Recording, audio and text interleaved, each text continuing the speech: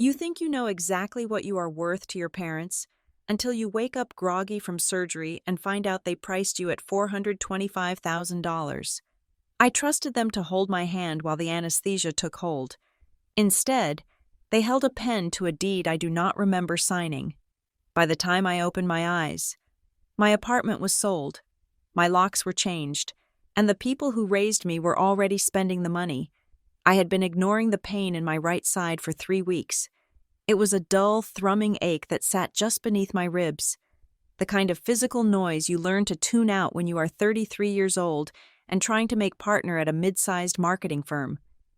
I told myself it was stress. I told myself it was too much coffee and not enough water. I told myself it was the posture I assumed while hunched over my laptop at 10 at night, revising strategy decks for clients who wanted to change the world but would not approve a budget increase. I was too busy to be sick. That was the mantra.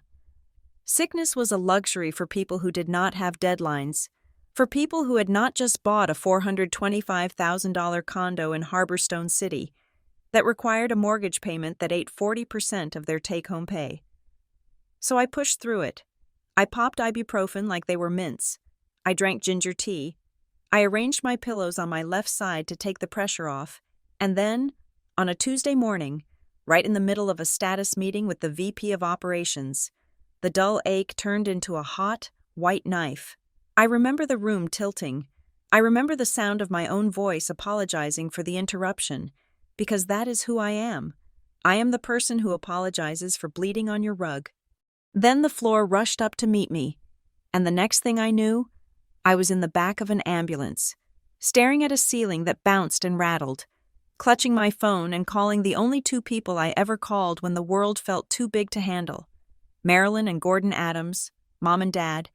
They met me at Redwood Falls Regional Medical Center. By the time they arrived, I was curled in a fetal position on a gurney in the hallway of the emergency department. Sweating through my silk blouse, the diagnosis was an obstructed gallbladder that had turned gangrenous. It needed to come out immediately. My mother, Marilyn, was a vision of controlled chaos.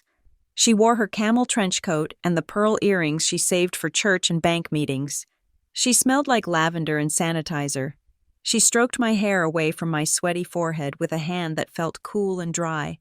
"Oh, my poor baby," she cooed. "You let this go on too long. Why do you always do this to yourself? Lillian, you take on too much." I squeezed her hand.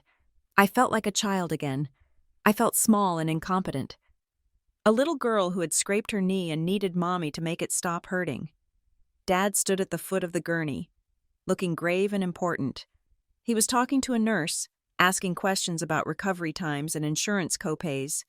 Gordon Adams loved a crisis. A crisis was something he could manage.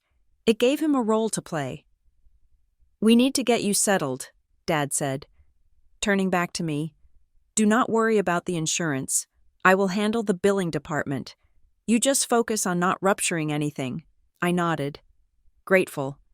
This was the dynamic. I was the chaotic creative who worked too hard.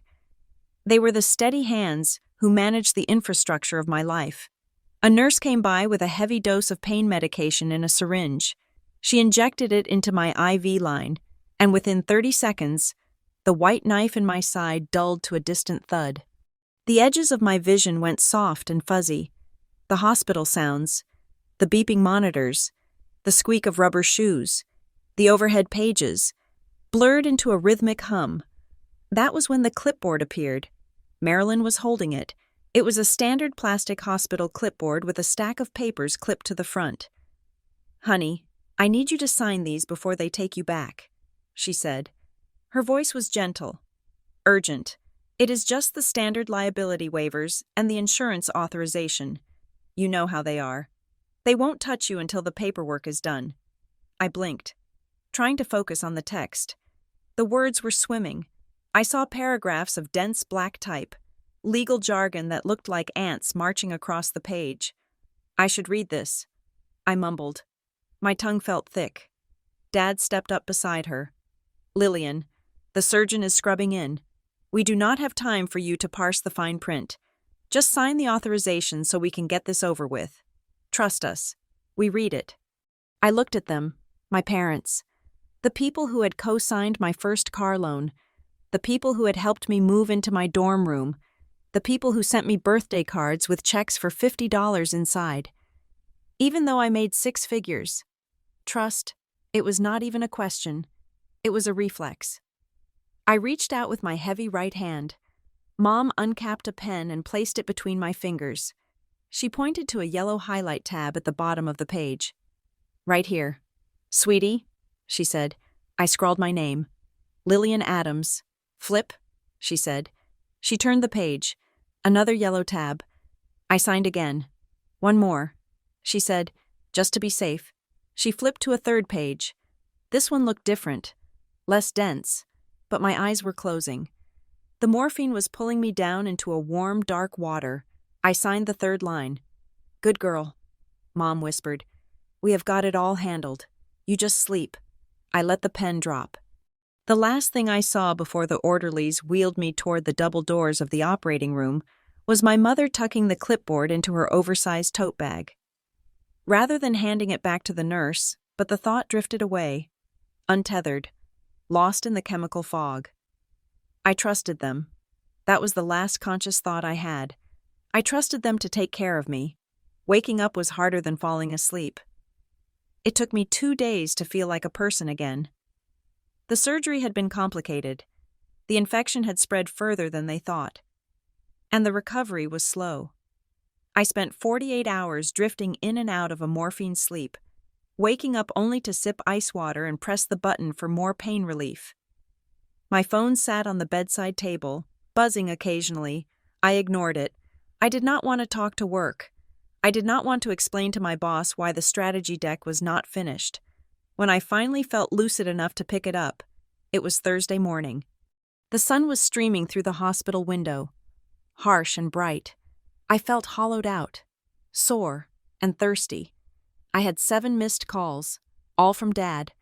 I unlocked the phone and tapped on the voicemail.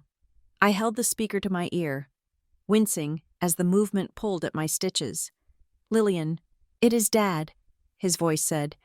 It sounded strangely upbeat, too loud, like he was trying to sell me something. Look, Mom and I had to head back to check on the house, but we spoke to the doctors. You are doing great. Do not worry about a thing. We handled the logistics. Everything is handled. You just focus on healing.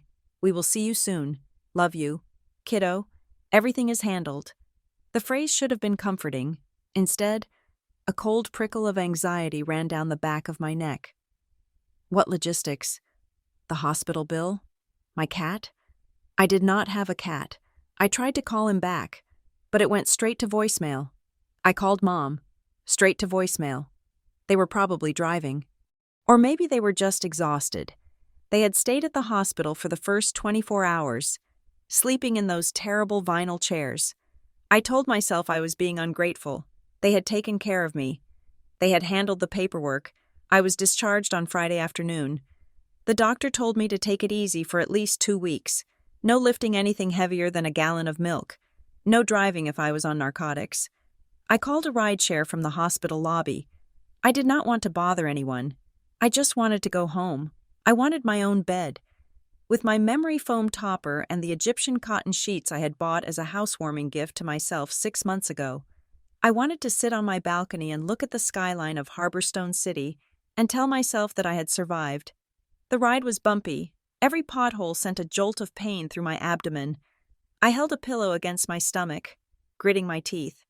When the car pulled up in front of the Meridian, my condo building, I felt a surge of relief so strong it almost made me cry. This was mine. It was the first thing in my life that felt truly, substantially mine. It was a 2-bedroom unit on the 14th floor with floor-to-ceiling windows.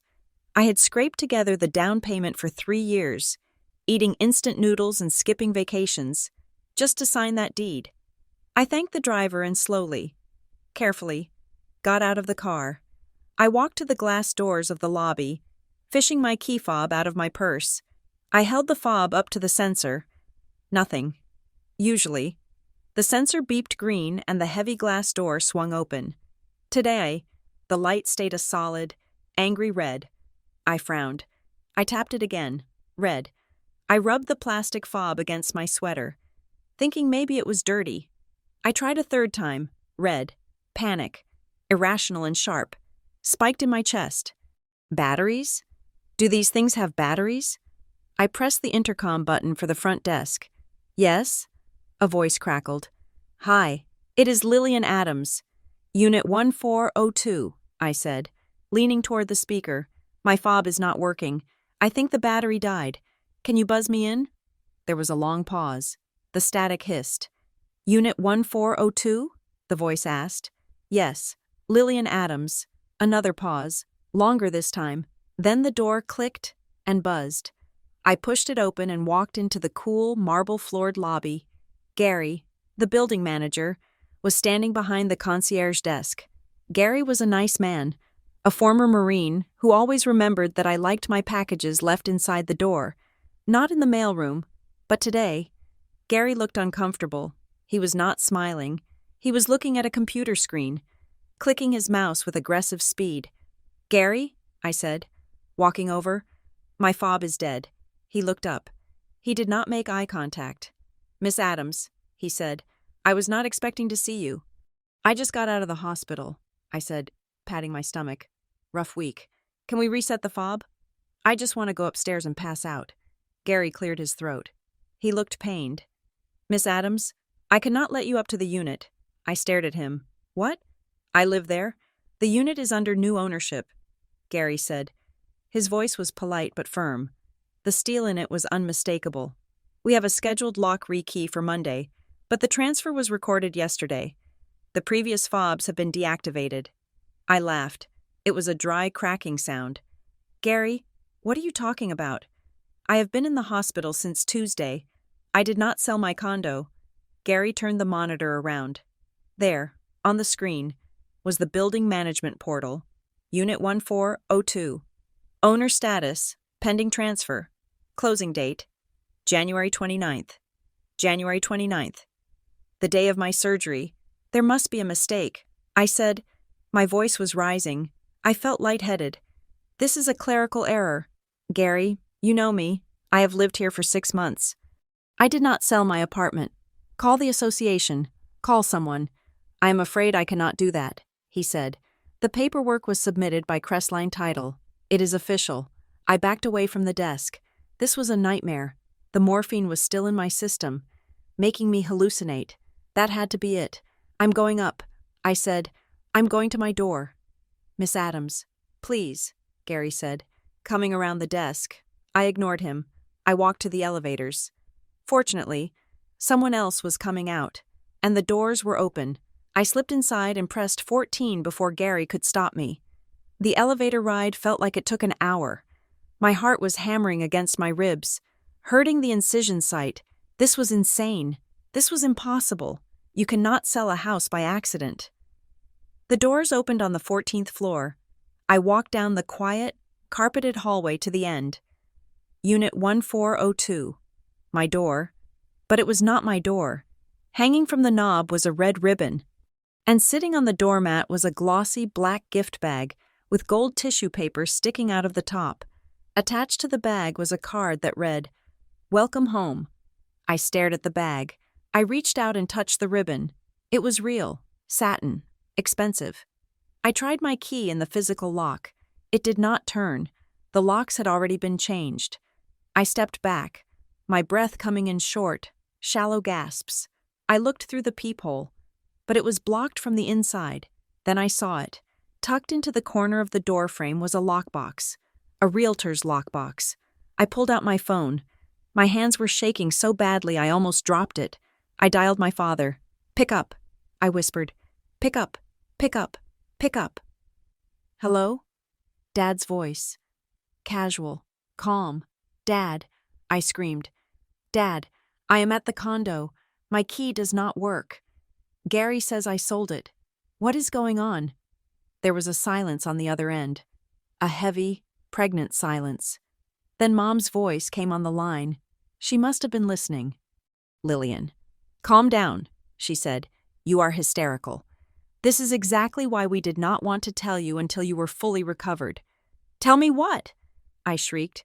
Why cannot I get into my house? Stay there, Dad said. We are 5 minutes away. We are coming to get you. Get me? I do not want you to get me. I want to go inside my apartment. Just wait. Lillian. The line went dead. I sank down onto the floor of the hallway. Leaning my back against the wall opposite my own front door, I pulled my knees up, wincing at the pain. I stared at the welcome home bag. It was mocking me. They arrived 10 minutes later. The elevator chimed, and out they stepped. Marilyn in her trench coat, Gordon in his windbreaker. They did not look worried. They looked annoyed. They looked like parents whose toddler was making a scene in a grocery store. Lillian, get up off the floor, Mom hissed. Hurrying over, you are embarrassing yourself. The neighbors might see. She reached down to pull me up. I slapped her hand away. Do not touch me. I said, where is my furniture? Where are my things? Gordon sighed. He reached into his jacket pocket and pulled out a folded packet of papers.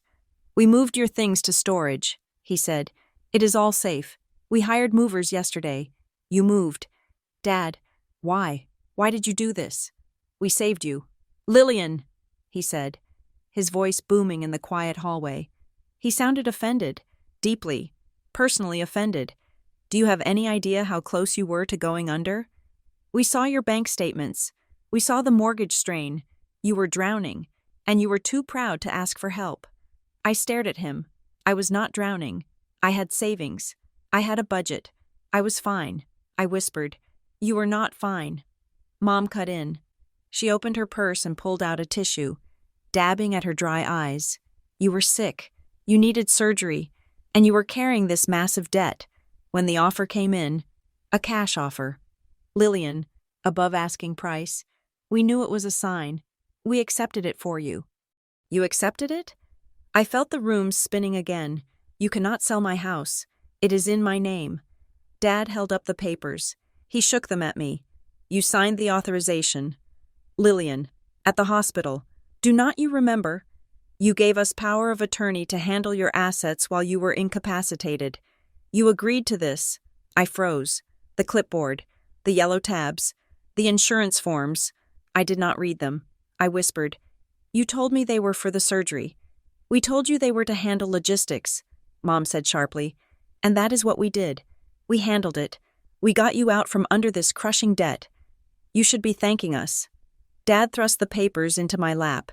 It was a settlement statement from Crestline Title Escrow. I looked at the numbers.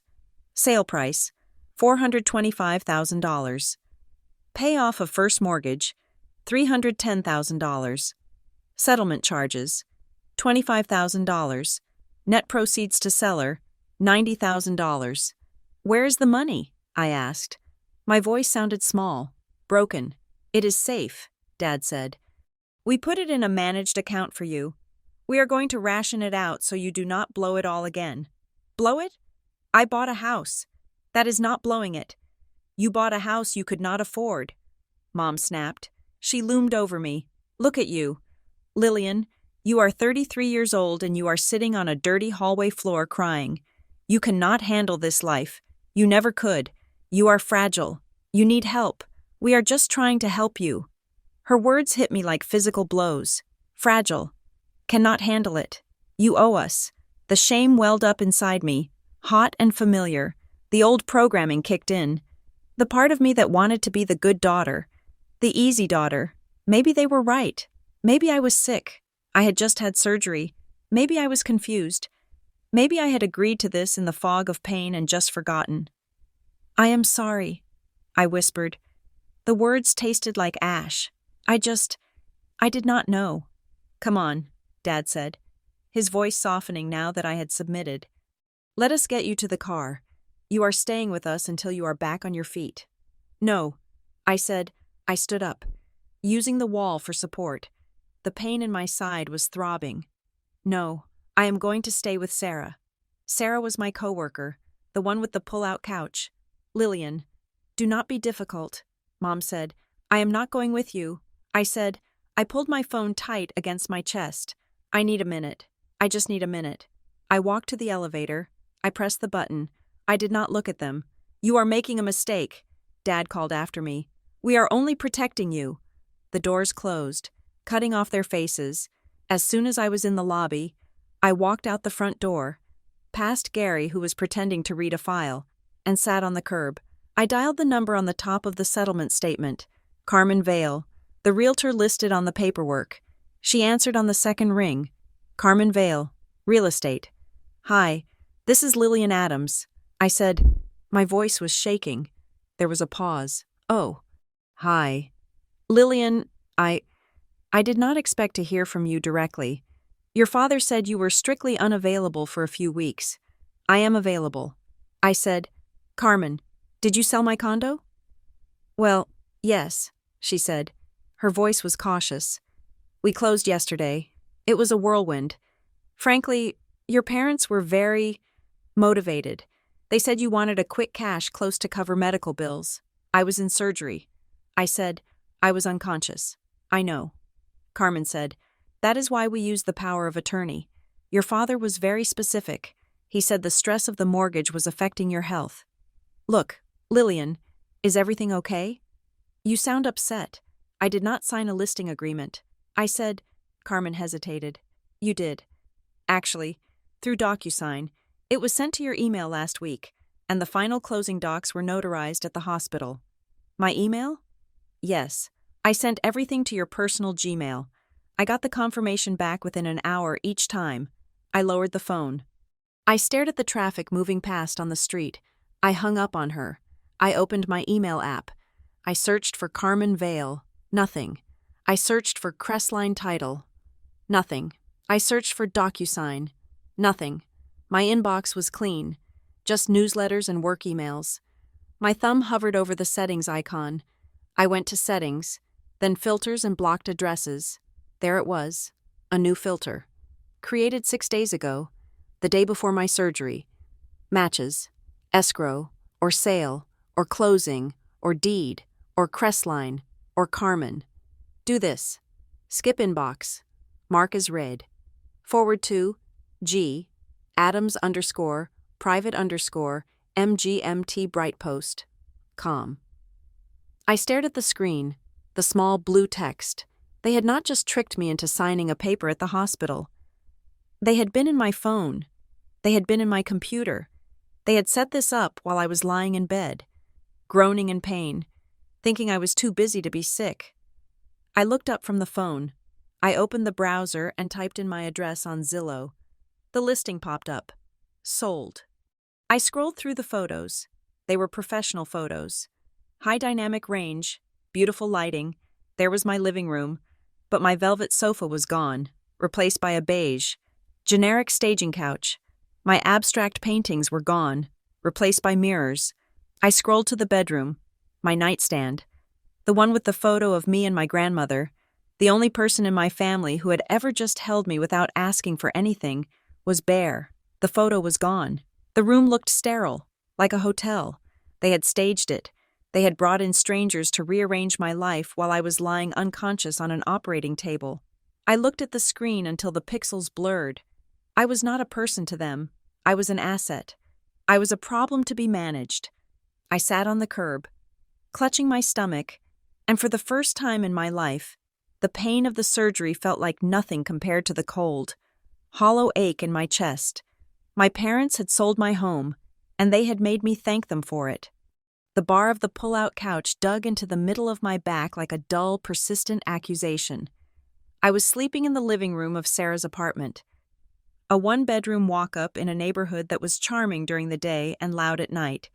Sarah was the kind of coworker who kept emergency granola bars in her desk drawer and remembered everyone's half-birthdays. She was kind. She was generous. And every moment I spent in her apartment, surrounded by her watercolor paintings and her smell of vanilla candles, I felt like I was physically shrinking. Just a week. I had told her 3 days ago, standing in her doorway with a suitcase I had hastily packed from the storage unit my parents had graciously dumped my life into. Just until I sort out the clerical error. But it was not a clerical error. The more hours I spent staring at the ceiling, listening to the hum of Sarah's refrigerator, the more I knew this was not something that could be fixed with a phone call. I was 33 years old. I was a senior marketing strategist. I had a credit score of 780 and a retirement account I had started funding at 22. I was the responsible one. I was the person who had a spreadsheet for everything, and now I was homeless. The instability felt like a physical weight. Heavier than the healing incisions in my abdomen, it was a sense of vertigo. I would reach for a glass of water on a nightstand that did not exist. I would wake up looking for the light switch on the left, but the wall was on the right. My body remembered a home that no longer belonged to me. I spent the mornings working remotely from Sarah's tiny kitchen table, trying to sound professional on Zoom calls, while tilting the laptop camera so nobody could see the stack of unwashed dishes in the sink behind me. When the calls ended, I became an investigator of my own life. On Wednesday, I finally received the email from Crestline Title and Escrow.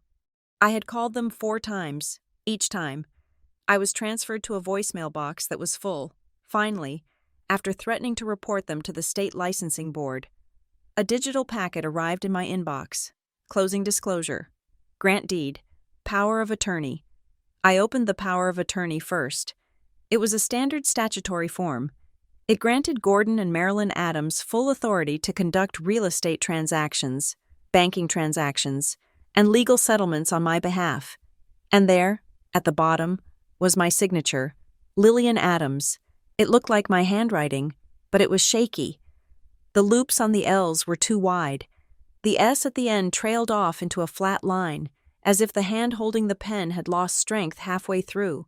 I looked at the date next to the signature, January 29th. I looked at the timestamp on the notary seal, 11 in the morning. I checked my hospital discharge summary, which I had pulled from the patient portal. At 11 in the morning on January 29th, I had been in the pre-op holding area. I had been administered a sedative cocktail including midazolam, a drug specifically designed to induce amnesia and relaxation before anesthesia. I was legally intoxicated. I was chemically compliant. I picked up my phone and dialed the number for Dina Markham, the escrow officer listed on the documents. This time, she answered. Crestline Title. This is Dina. Dina, this is Lillian Adams. I said. My voice was steady, but my hand was gripping the edge of Sarah's table so hard my knuckles were white. I am looking at the closing documents for the condo on 4th Street. Oh, Miss Adams, Dina said. Her voice shifted into a smooth professional gear. I am glad you received them. We were hoping to get the final wire instructions for the remainder of the funds, but your father said to hold them in the suspense account for now. Dina, I did not authorize this sale. I said. There was a pause. A long, heavy silence that stretched out between us. Miss Adams, she said slowly, as if speaking to a child or someone very elderly. I have the notarized authorization right here. Your parents were very clear that this was an urgent medical necessity. They were wonderful advocates for you. I was sedated. Dina, I signed that paper minutes before surgery. Well, the notary, Paula Sennett, attested that you were alert and aware of what you were signing. Dina said. Her tone became guarded. A subtle wall went up. Look, recovery can be confusing. Anesthesia does funny things to the memory. I have seen it before. People forget conversations they had. I did not forget selling my home. I snapped. Miss Adams, everything is in order on our end, she said, cutting me off. The title has transferred. The mortgage has been paid off. If you have questions about the disbursement, you really should speak with your parents. They have the authority. She was dismissing me. She was telling me that my reality, the reality where I was a victim of fraud, was just a side effect of the drugs. I felt a heat rise up my neck. It was not just anger, it was rage, a pure, distilling rage that cleared the fog in my head. Do not transfer any remaining funds to my parents. I said, if you move one more penny, I will name you personally in the lawsuit. I hung up before she could respond. My heart was hammering against my ribs. A frantic, bird-like rhythm. They had done it. They had actually done it. I needed to know how deep the rot went. If they had sold the house. What else had they done? I opened my laptop and navigated to the credit bureau website. I had frozen my credit years ago after a data breach at a retailer. But I had unfrozen it recently to shop for a new car. A car I ultimately decided I did not need. I had forgotten to freeze it back. I paid the $20 for a rush report and waited for the spinning wheel to load. The report populated. I scrolled past the student loans, which were paid off. I scrolled past the credit cards, which I paid in full every month, and then I stopped. Under the section labeled Installment Loans, there was a new entry. North Harbor Credit Union. Date opened. October 15th. Original balance. $25,000. Current status. Paid in full. October. 3 months ago. I had not applied for a loan in October. In October, I had been working 80-hour weeks launching a holiday campaign for a beverage client. I clicked on the details. The loan was a personal unsecured loan. The address listed for the borrower was not my condo address.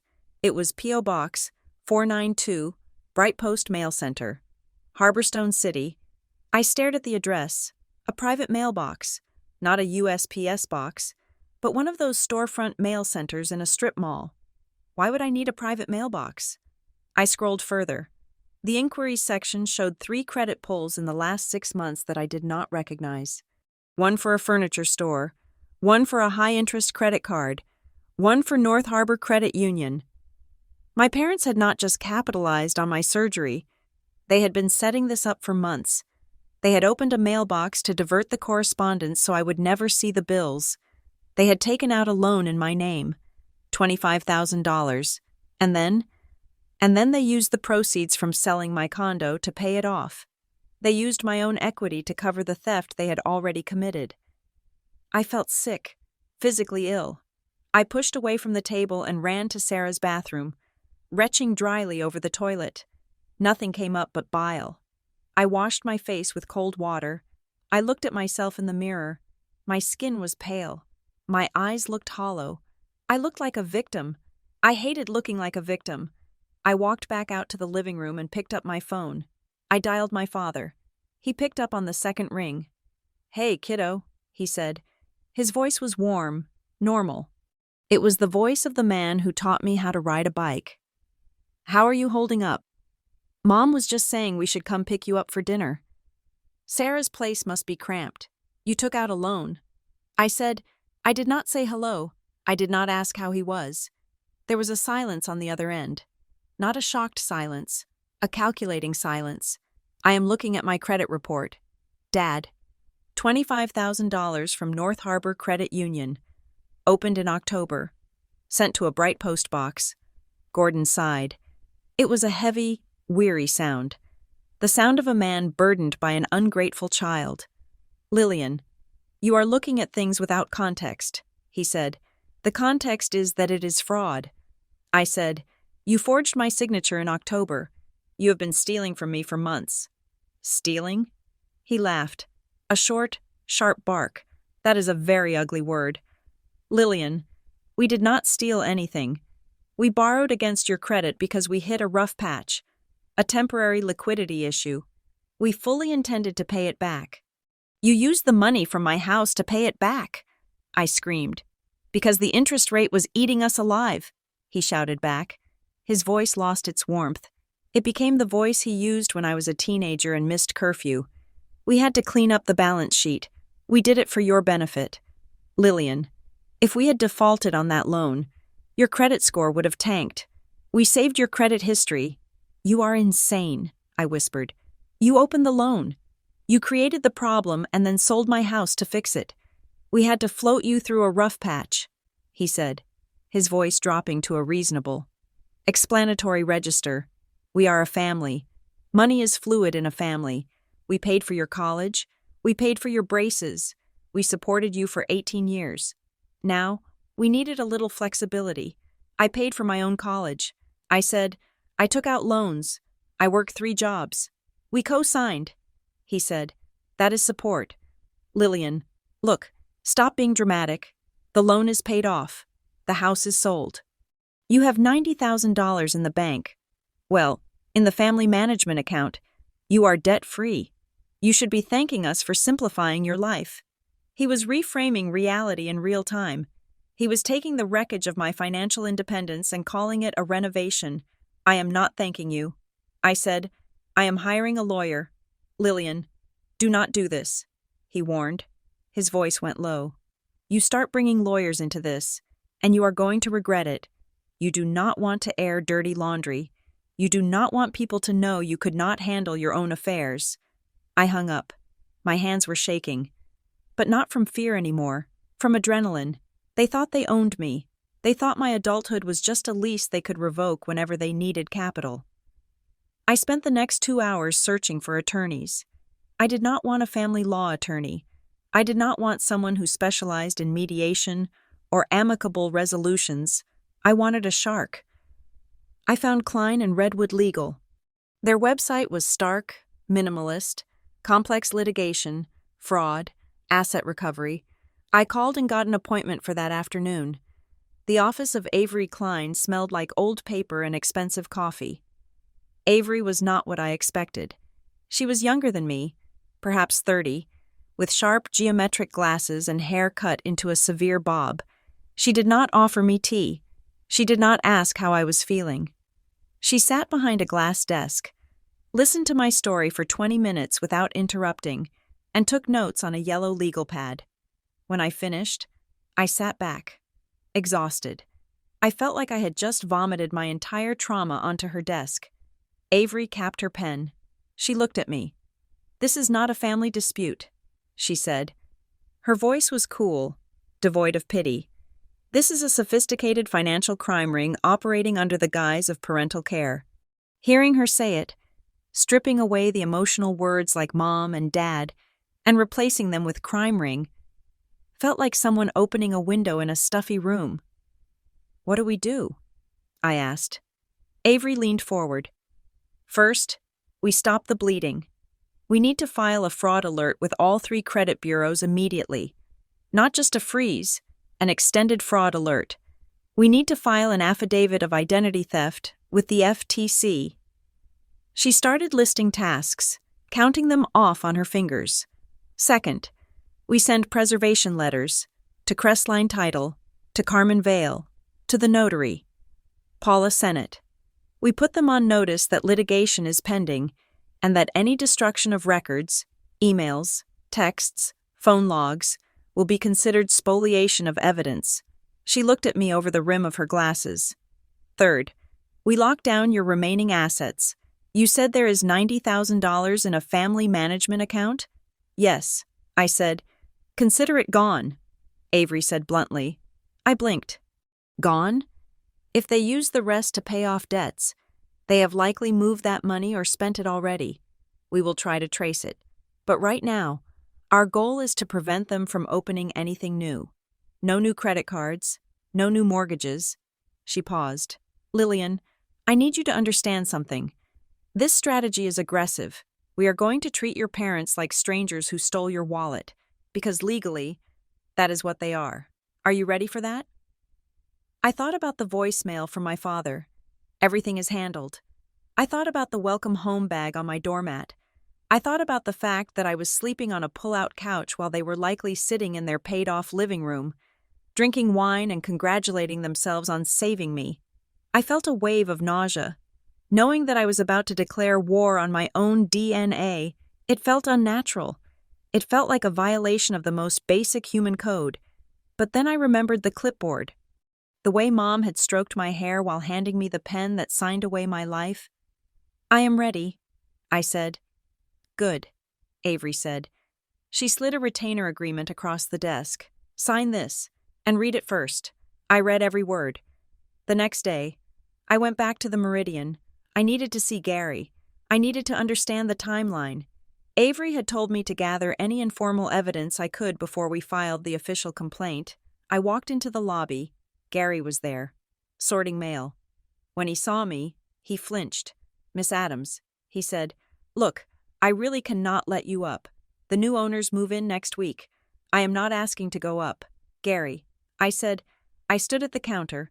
I looked him in the eye. I just need to know the truth. You said they were here for a lock rekey. When did you first see them? Gary sighed. He looked around to make sure the lobby was empty. "They came in about 3 weeks before your surgery," he said. My stomach dropped. 3 weeks. "They had a contractor with them," Gary continued. "A guy named Nolan, I think, or something like that. They signed him in as a guest. They told me they were surprising you with a kitchen renovation. They had samples of granite. They were laughing. They seemed so excited. Excited.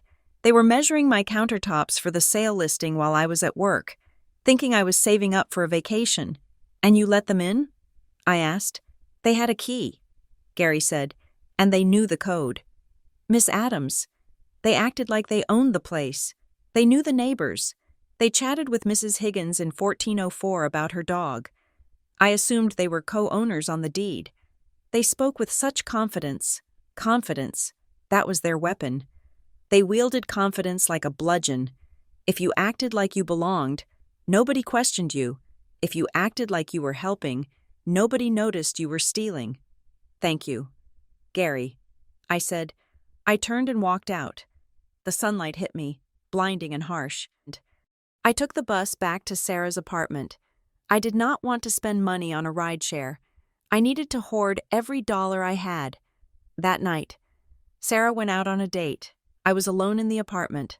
I lay on the pull-out couch, staring at the shadows cast by the streetlights outside. The silence was heavy. I thought about my childhood. I thought about the report cards. Lillian is a joy to have in class. Lillian is so compliant. I thought about the family parties. Lillian is the easy one. We never have to worry about Lillian. I had worn those words like medals. I had preened under the praise of being low maintenance.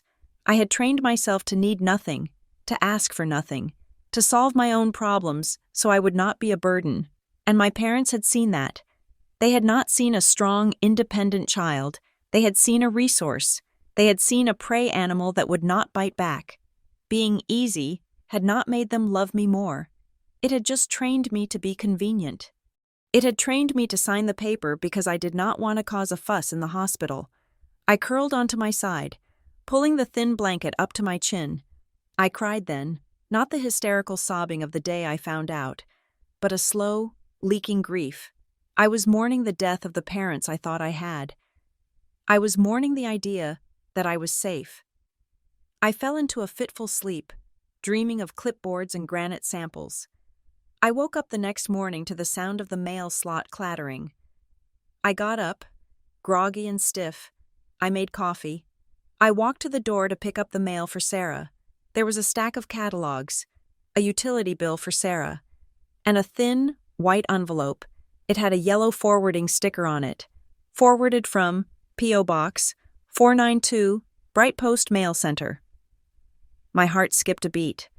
A fugitive piece of mail that had escaped their filter. It was addressed to Lillian Adams. The return address was the county tax assessor.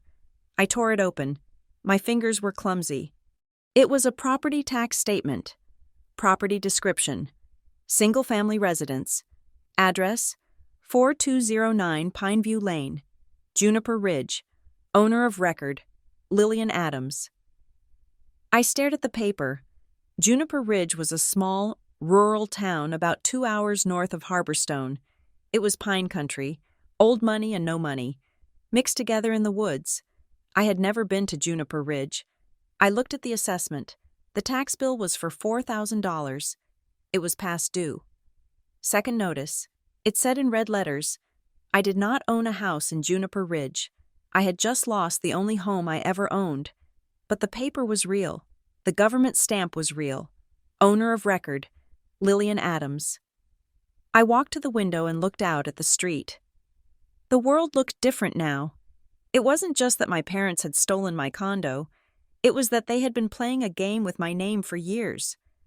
On a board I didn't even know existed. I held the tax bill up to the light. It wasn't a mistake. It was a breadcrumb. And I was going to follow it.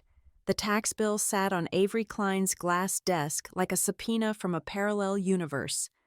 I was waiting for her to tell me it was a mistake. I was waiting for her to push her glasses up her nose, tap a few keys on her laptop, and say, Lillian, this is a phishing scam. Throw it away. Instead, Avery leaned back in her chair, her face unreadable. It is real, she said. Her voice was flat, the way she delivered bad news. I pulled the parcel map and the recorder's data. You are the sole owner of a property at 4209 Pineview Lane in Juniper Ridge. You have been the owner for 4 years. I stared at her. The air in the office felt suddenly thin. 4 years. I repeated. Avery, that is impossible. I have never bought a house in Juniper Ridge. I have never even been to Juniper Ridge. I would remember buying a house. I would remember signing a deed. You did not buy it, Avery said. She spun her monitor around so I could see the document on the screen. It was a quitclaim deed. Grantor. Rowe Family Holdings, LLC. Grantee. Lillian Adams, a single woman. Date of recording, November 12th. 4 years ago. It was a gift, Avery said. Or an inheritance disguised as a transfer. Do you know a Rowe Family Holdings? Rowe. The name scratched at the back of my mind. It was a dusty name, a name that smelled like old paper and mothballs. I closed my eyes, trying to sift through the family tree my mother liked to trot out during holidays to prove we came from good stock. Eleanor. I whispered. Who is Eleanor? My great-aunt, I said, opening my eyes. My grandmother's sister, Eleanor Rowe. She was the black sheep. She never married, never came to Christmas. She lived up north somewhere, I think. I think she died a few years ago. Mom said it was a small service. They did not want me to take time off work to go. Avery clicked her mouse. Rowe Family Holdings, LLC, she read. Formed 5 years ago. Dissolved 3 years ago. The registered agent address. She stopped. She looked up at me, and I saw a flicker of something sharp in her eyes. What? I asked. The registered agent address for the LLC, she said slowly. It is P.O. Box 492 at the Bright Post Mail Center. The room tilted. That was the same box. The same private mailbox my parents had used to open the secret loan in my name. The same mailbox where they had diverted my condo sale documents. My parents created the LLC. I said, my voice sounded hollow. They created a company to receive the house from Aunt Eleanor, and then they transferred it to me? Why?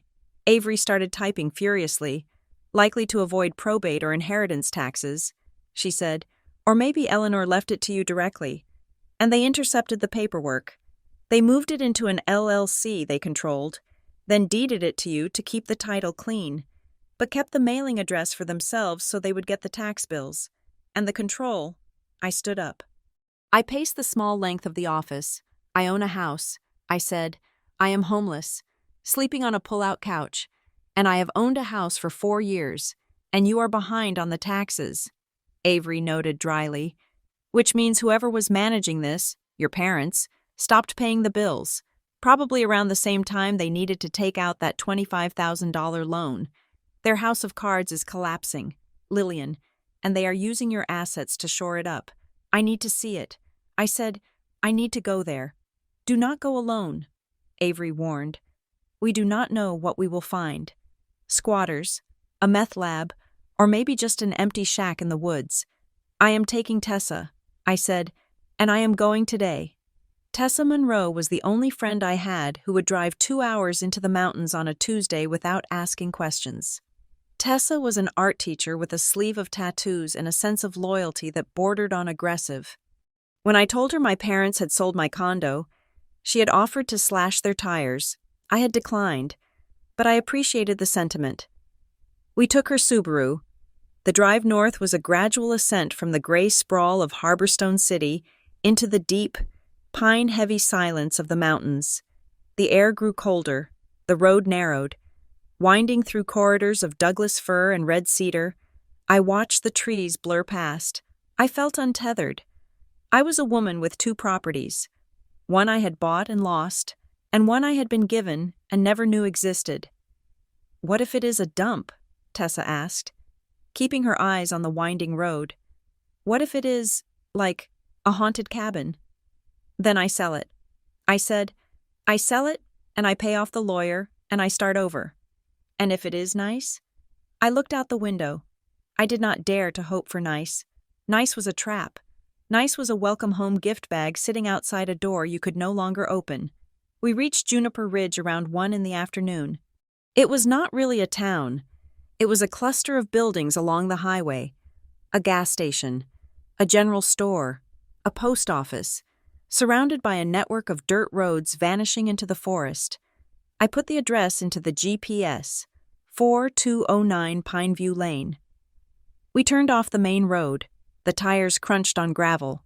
We drove past trailers with blue tarps on the roofs, past log cabins with meticulously stacked firewood.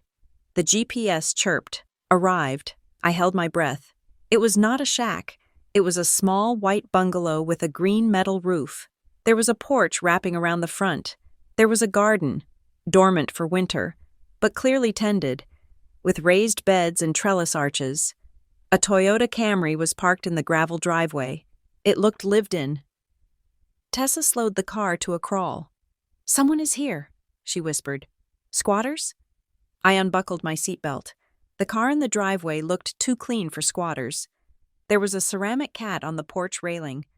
"I am going to knock," I said. "Lillian."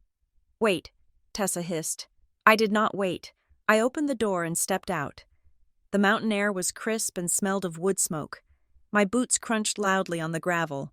I walked up the wooden steps. They were sturdy, no rot. I raised my hand and knocked on the solid oak door. I heard footsteps inside. Heavy, slow footsteps. The door opened. A woman stood there. She was in her 60s, wearing a gray cardigan and holding a dish towel. She had kind, tired eyes and hair the color of steel wool. She looked at me, then at Tessa standing by the car, then back to me. "Can I help you?" she asked. Her voice was guarded but polite. "Hi," I said. My throat felt tight. "I am Lillian Adams." The woman's face changed instantly. The guard dropped, replaced by a flash of panic. She gripped the dish towel tighter. "Oh," she said. "Oh, dear. We sent the check. We mailed it on the 1st. Just like always. I swear. Mrs. Adams? Mrs. Adams?" I stepped back, confused. "No, I am Lillian." "Not my mother is Marilyn." The woman blinked. She looked at me more closely. "You are not the property manager?" she asked. "No," I said. "I am the owner." The woman's mouth opened, then closed. She looked over her shoulder into the house. "Harold," she called out. Her voice trembled. "Harold, come to the door. The owner is here." A man appeared behind her. He was tall and stooped, wearing flannel and reading glasses. He looked terrified. "We paid," he said immediately. "Please, we have nowhere else to go. You cannot evict us in the winter. The law says." "Stop," I said, raising my hands. "Please, I am not evicting anyone. I did not know you were here." They stared at me. The silence on the porch was absolute. "You did not know?" the woman asked.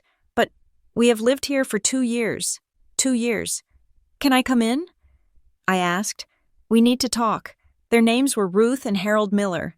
They made me tea. We sat in the living room, which was cozy and cluttered with knickknacks. There was a fire crackling in the wood stove. They showed me the lease. It was a standard residential lease agreement. Landlord: Rowe Family Holdings, LLC. Tenant: Harold and Ruth Miller. Monthly rent: $1,200. I looked at the signature at the bottom of the landlord line. It was a scrawl, illegible, but it looked suspiciously like my father's business signature, the hasty one he used for credit card receipts. "Who do you pay?" I asked. "We send a check to the P.O. box in Harborstone." Ruth said, "To the property manager, Mr. Adams. He calls sometimes, to check on the furnace. He is very strict about the payment date. He told us if we were late even once, the owner, that is you, I guess, would throw us out. He said you were difficult." I felt the blood drain from my face. "He told you I was difficult?" "He said you were very particular about the income," Harold said, looking down at his hands, "that you needed the money for your medical bills." I closed my eyes. My medical bills. They had been using my fragility as a weapon against these people for 2 years, before I was even sick, and the rent, $1,200 a month, for 2 years. That was nearly $30,000. Where did that money go? It certainly did not go to me, and it apparently did not go to the property taxes. Since those were delinquent, it went into the family management black hole. It went to maintain the illusion of their upper-middle-class life while their actual finances rotted from the inside out. I looked at Ruth and Harold. They were holding hands on the love seat, looking at me like I was an executioner. "I am not going to throw you out," I said softly. "I promise." Ruth let out a breath that sounded like a sob. "But I need you to do something for me," I said. "I need copies of every canceled check you have sent, and I need you to stop paying the P.O. box." "We can do that," Harold said eagerly. "We keep good records. We have everything." I stood up. I looked around the house. It was a good house. It was solid. It was the kind of house Aunt Eleanor would have loved. Quiet, unpretentious, hidden away from the noise of the world. She had left this to me. She had wanted me to have something of my own, something my parents could not touch, and they had stolen it before I even knew I had it. They had turned her gift into a rental property and used the income to float their own debts, all while letting me believe I was the one who needed their help. I walked to the window and looked out at Tessa, who was leaning against the car, smoking a cigarette. I felt a shift inside me.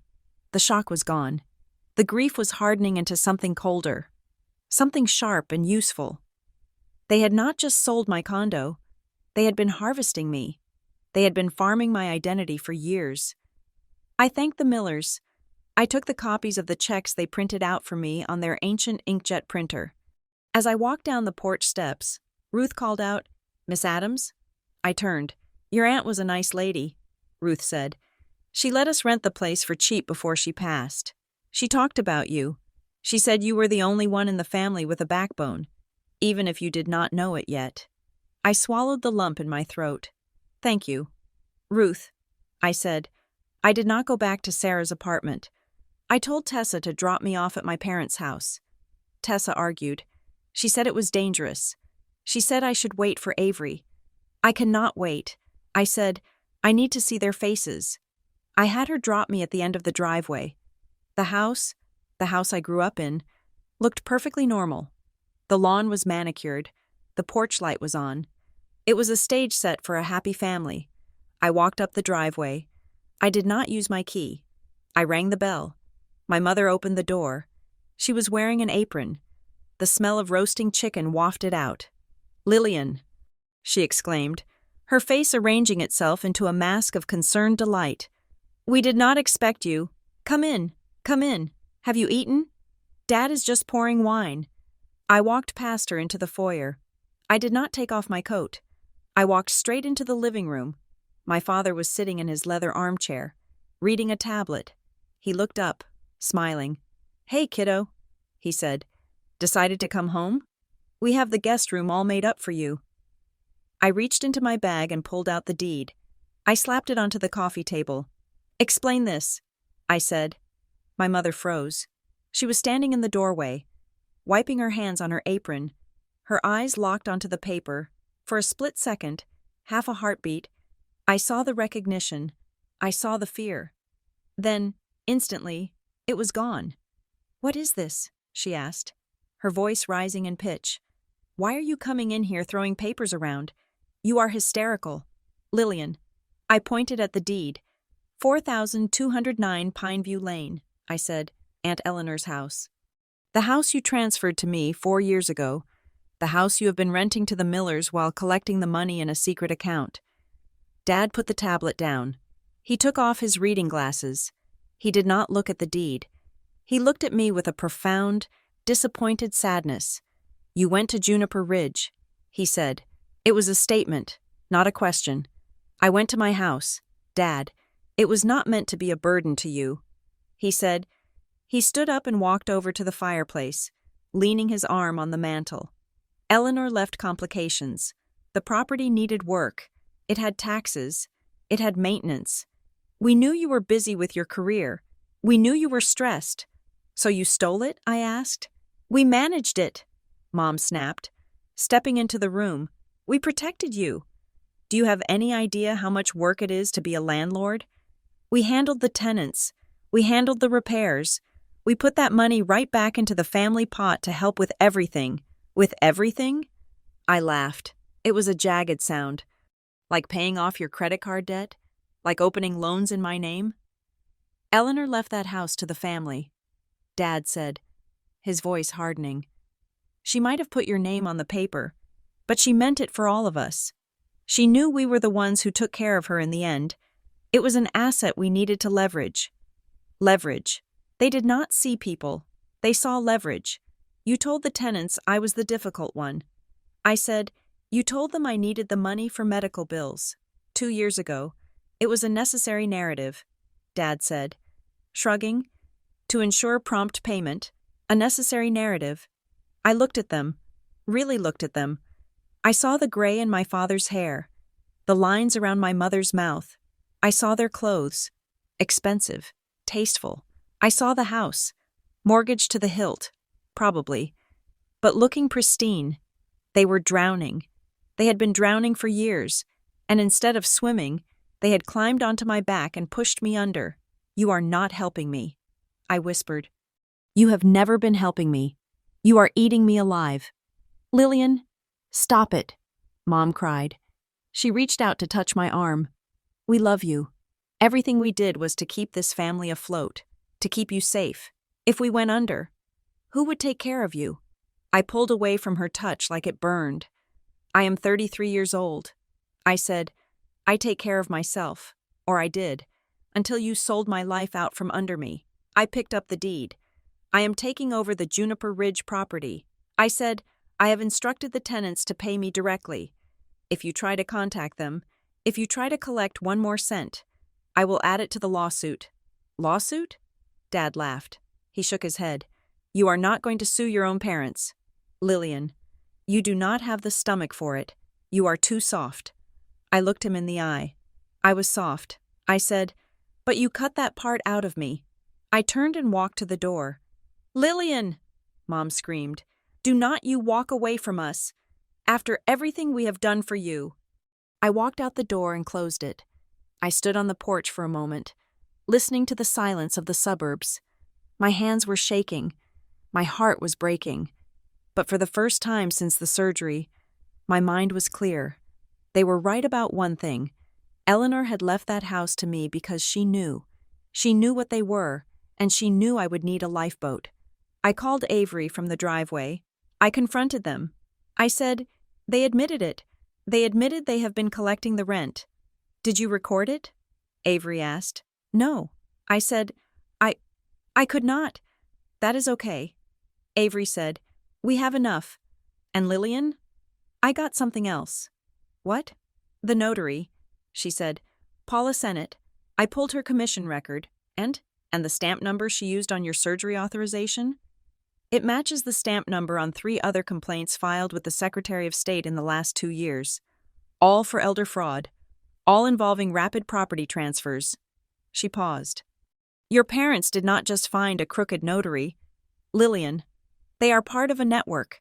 This is not just desperation. This is a system.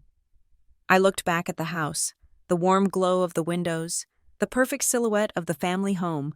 It was not a home. It was a front. Do whatever you have to do. Avery, I said, burn it down. Miles Hart did not look like a private investigator. He looked like a high school geography teacher who had seen too many budget cuts. He wore a corduroy jacket with patches on the elbows and carried a messenger bag that smelled of peppermint and stale tobacco. But when he opened his laptop in Avery's conference room, the air in the room shifted from academic to predatory. He had the notary's journal. Paula Sennett, Miles said, tapping a key to bring up a scanned image. She is a traveling notary, licensed, bonded, and very busy. According to her logbook, she is efficient, perhaps too efficient. He pointed to a row of entries highlighted in yellow. On January 29th, the day of your surgery, Ms. Sennett logged a signature verification for a vehicle transfer in downtown Harborstone at 9:45 in the morning. He scrolled down. Then, at 10:15 in the morning, she logged your power of attorney and grant deed signing at Redwood Falls Regional Medical Center. That is possible, Avery said, looking at the map on the wall. It is a 20-minute drive. Tight, but possible. Miles nodded. Agreed. But look at the next entry. At 10:30 in the morning, 15 minutes after she supposedly watched Lillian sign legal documents in a hospital pre-op room, Ms. Sennett logged a mortgage refinance signing in Oakhaven. Oakhaven, I whispered. That is 40 minutes away, with no traffic. Exactly, Miles said, unless Ms. Sennett has discovered teleportation. She falsified the log. She pre-filled the times or she was not there at all. And if she falsified the log, the presumption of validity for your signature evaporates. I stared at the screen. It was just a spreadsheet, a list of names and times, but it was the thread that could unravel the entire tapestry my parents had woven. She is sloppy, Miles added. She works with a specific network of elder care consultants and estate planners.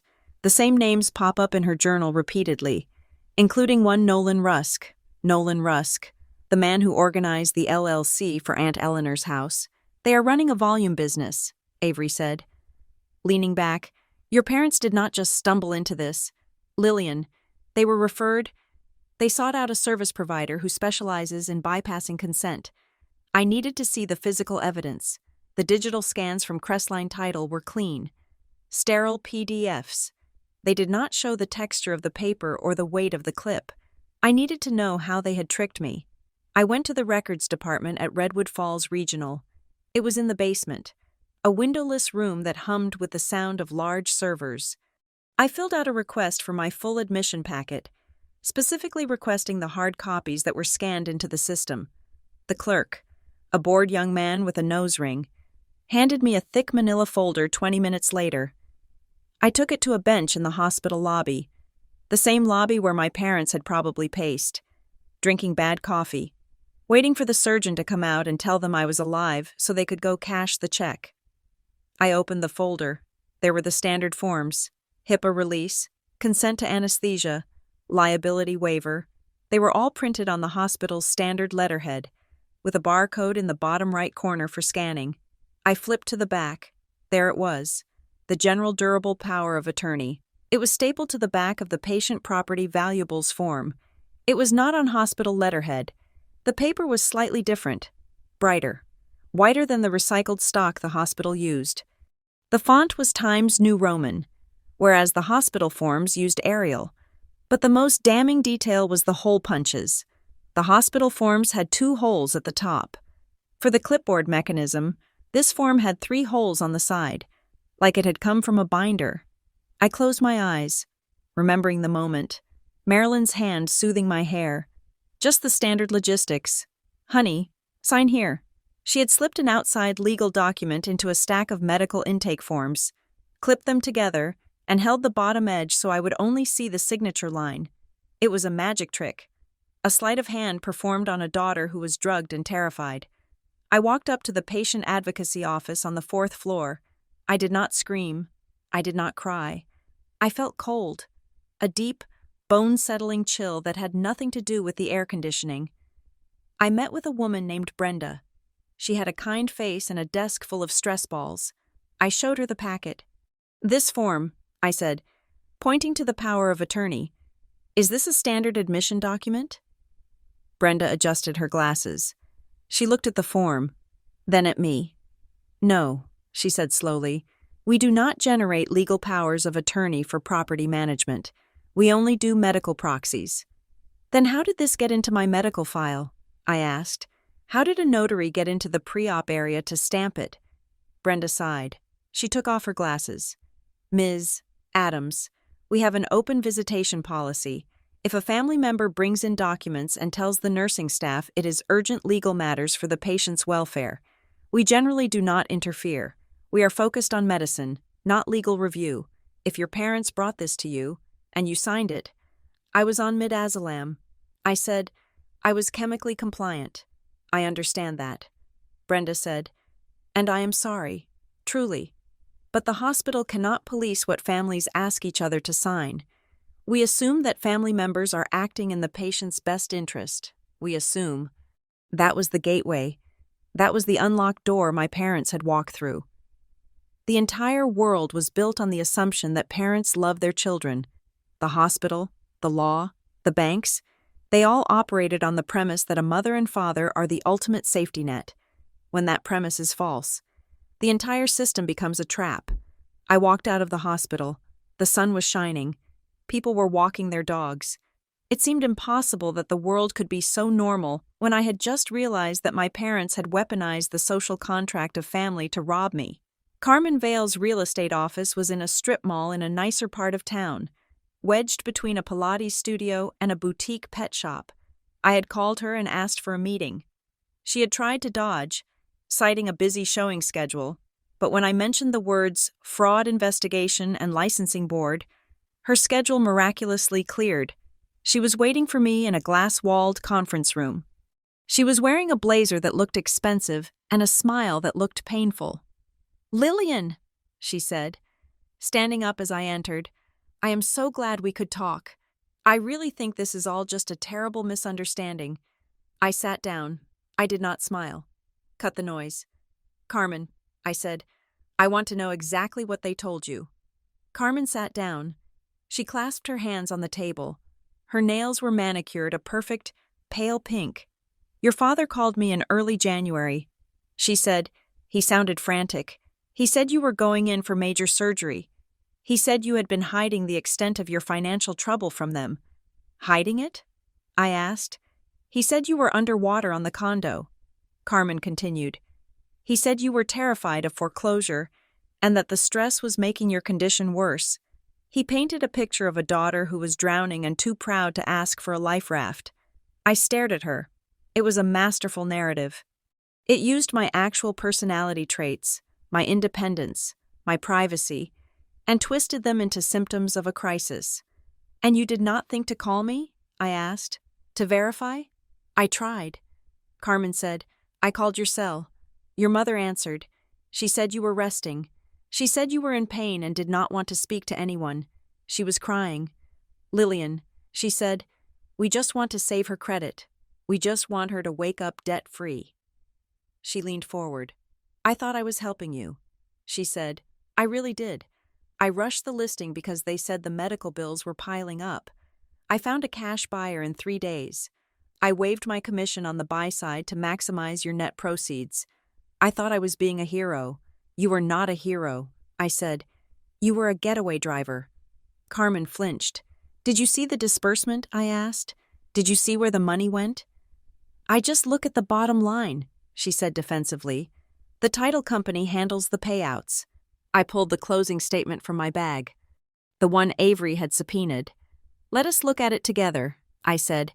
I slid the paper across the polished mahogany table. Sale price, $425,000. Mortgage payoff, $310,000. Closing costs, $25,000. Net proceeds, $90,000. But the $90,000 did not go into my account. It was split. Wire transfer 1. $25,300 to North Harbor Credit Union. Payoff of loan, $49,281. That was the loan they took out in my name in October. Wire transfer 2. $58,000 to Silver Grove Capital Partners. "Who is Silver Grove Capital?" I asked. Pointing to the line, Carmen squinted. "I do not know. A creditor," I assumed. "Your father said there were business debts that you had personally guaranteed." "I have never guaranteed a business debt in my life," I said. I pulled out my phone and searched for Silver Grove Capital Partners. It was a debt collection agency. Specifically, one that purchased distressed commercial paper. I searched for the reference number listed on the wire. It linked back to a judgment filed 3 years ago against Gordon Adams Consulting, LLC, my father's consulting firm, the one he said he had wound down gracefully when he decided to semi-retire. He had not wound it down. He had crashed it. He owed $58,000, and the collectors were likely closing in on his personal assets, so he sold my house to pay his debt. I looked at the final line on the disbursement. Wire transfer 3. $6,700 to an account at First National Bank labeled L. Adams Recovery Fund. $6,000. That was what was left of my equity. That was what was left of the 4 years of mortgage payments. The down payment I had scraped together, the value of the renovations I had done myself, $6,000, and he probably controlled that account too. They laundered it, I whispered. They washed their debt through my surgery. Carmen was silent. She looked at the paper, then at me. Her face had lost its defensive edge. She looked sick. I did not know about the business debt, she said softly. I swear. They told me it was all for you. You are going to have to testify. Carmen, I said, you are going to have to tell a judge exactly what they said to you. And if you try to protect them, you will lose your license. I will tell the truth, she said. Her voice was trembling. I do not want to go to jail for this. The next few days were a blur of bureaucratic violence. That is what it felt like. Violence. Not the kind with bruises and blood, but a quieter, more corrosive kind. It was the violence of having to prove you exist. I started apologizing for everything. I bumped into a chair in Sarah's kitchen. I am sorry, I said to the chair. Sarah looked at me. You do not have to apologize to the furniture. Lil, I stopped. I realized I was holding my breath. I am sorry, I said again. It was a reflex. It was a survival mechanism. If I was sorry, maybe they would stop hurting me.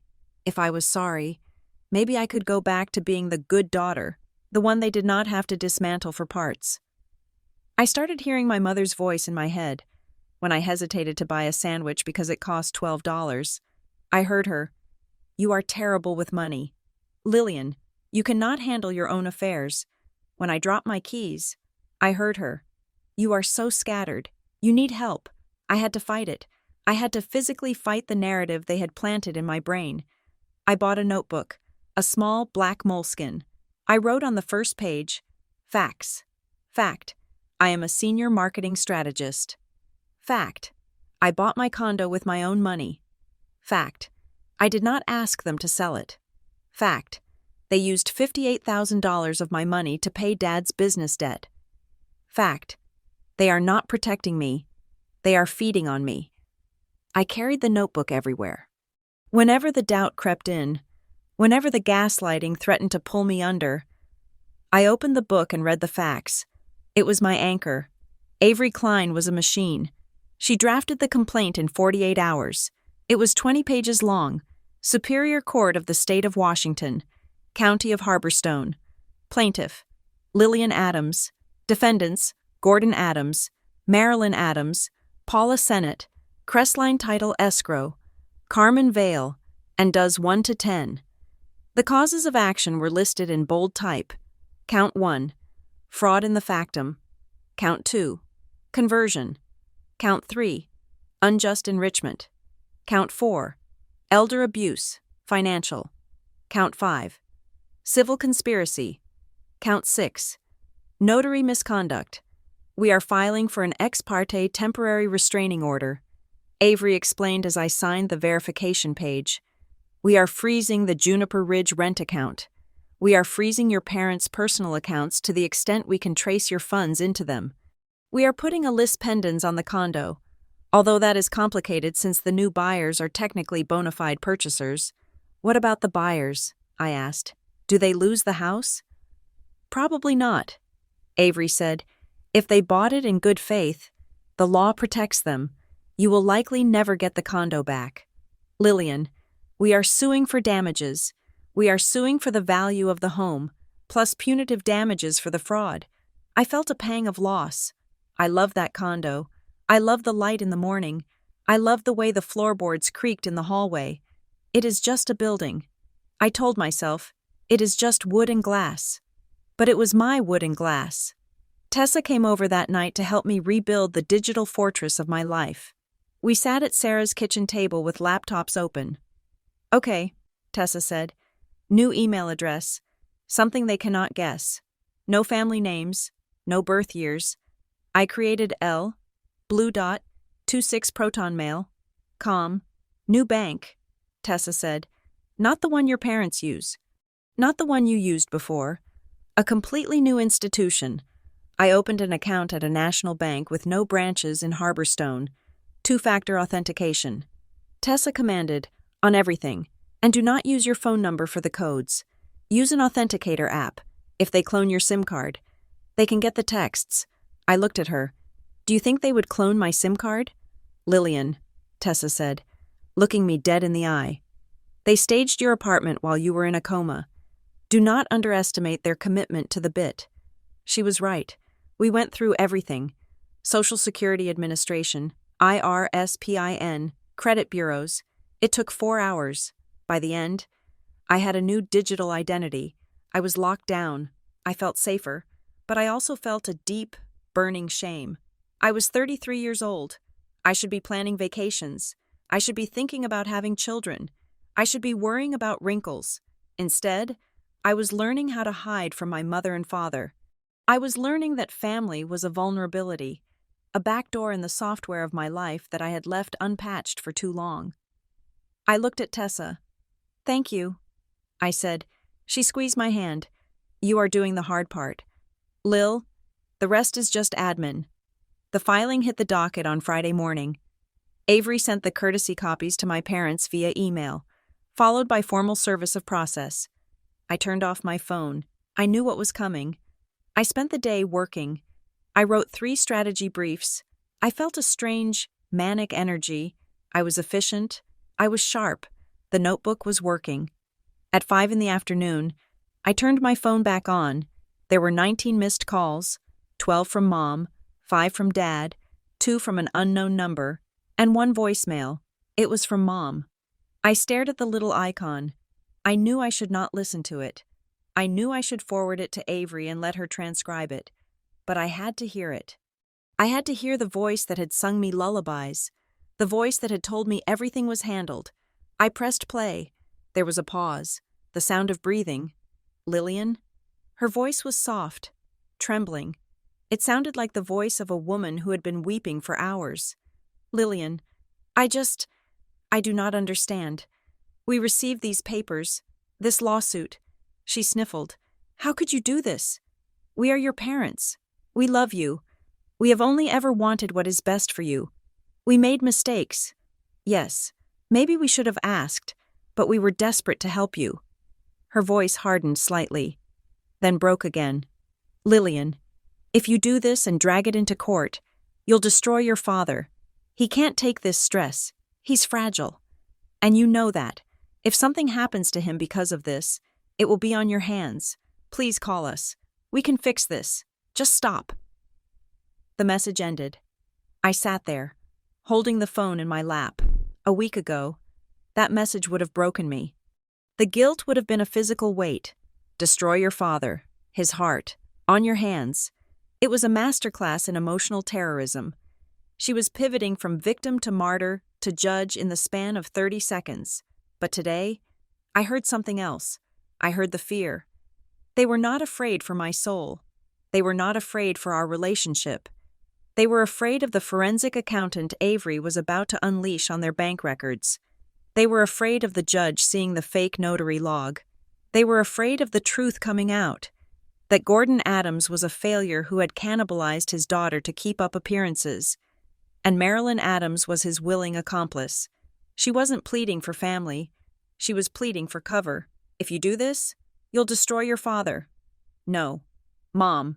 I thought, opening my notebook and picking up a pen, I wrote down, fact.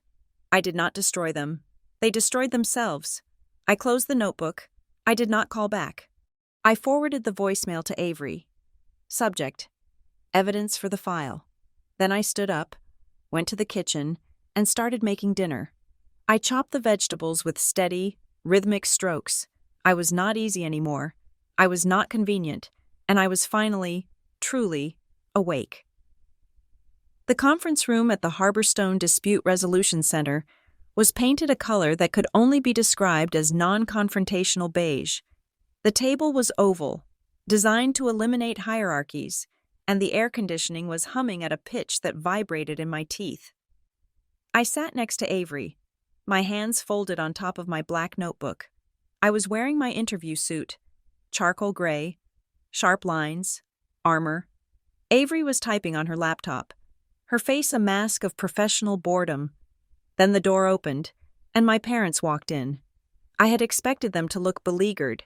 I had expected them to look like people who had been caught stealing their daughter's home and identity. I had prepared myself for tears, for hunching shoulders, for the performance of victimhood. Instead, they looked like they were arriving at a scholarship banquet. Marilyn was wearing her best navy dress with the white collar, the one she wore to Easter services and fundraising luncheons. Her hair was perfectly coiffed, a helmet of hairspray and blonde highlights. She was holding a tray of coffee cups. Starbucks, the expensive kind.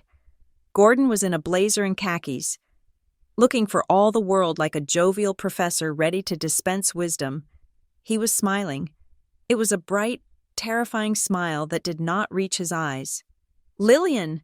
Mom exclaimed, beaming as if we had not spoken in months. She set the tray down on the sideboard. "We brought coffee. I know how you get a headache if you do not have your caffeine by 10.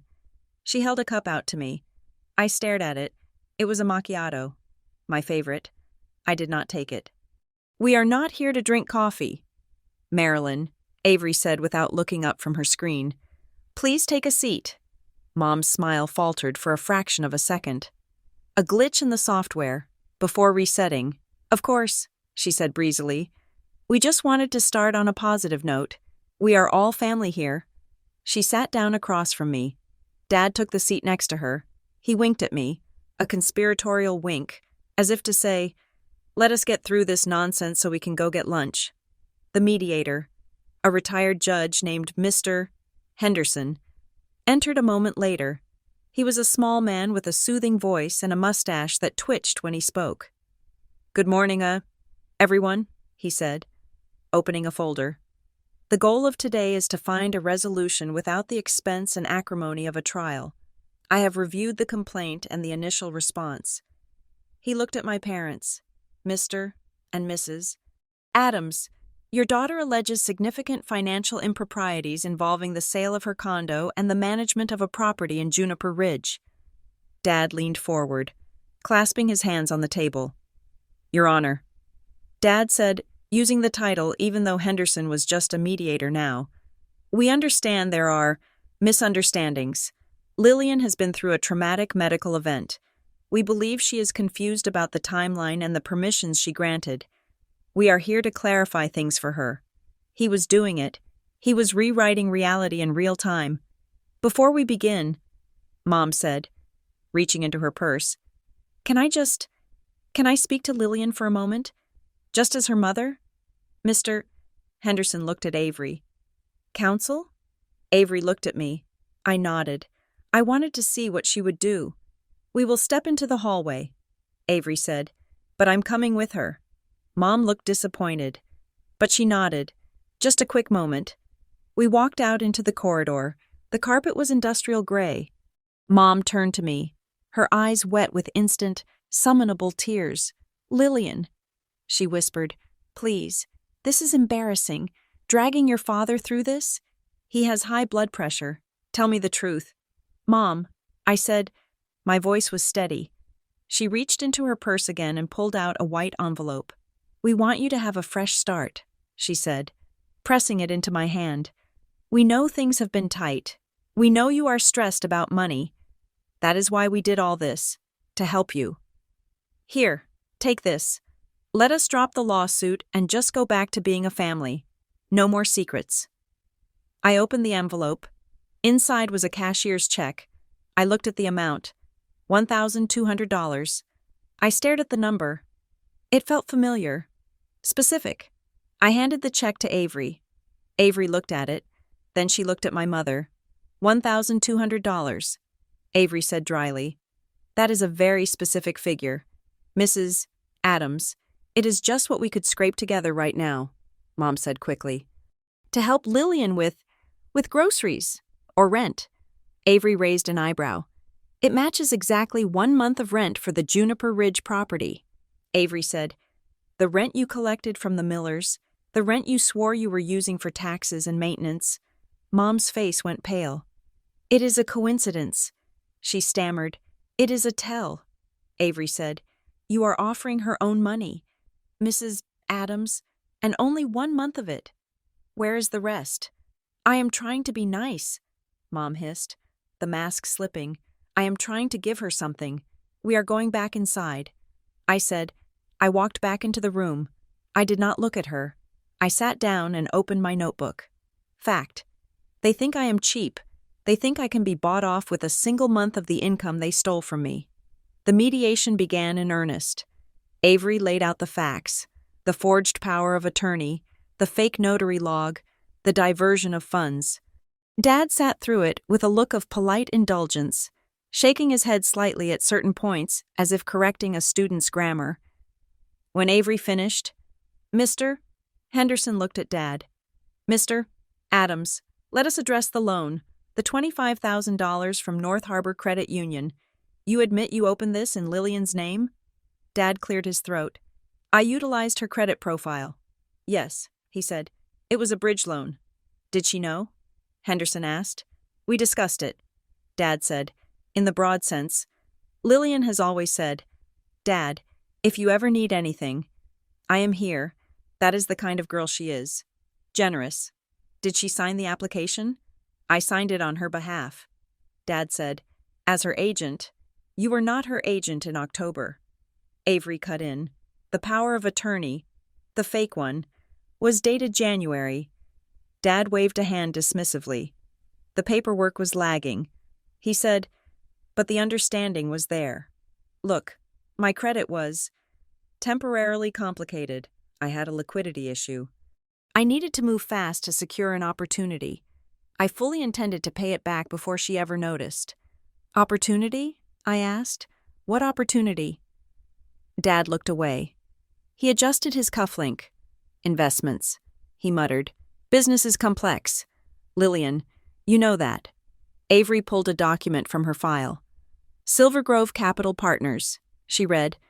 We traced the wire transfer from the condo sale. You paid them $58,000. Dad flinched.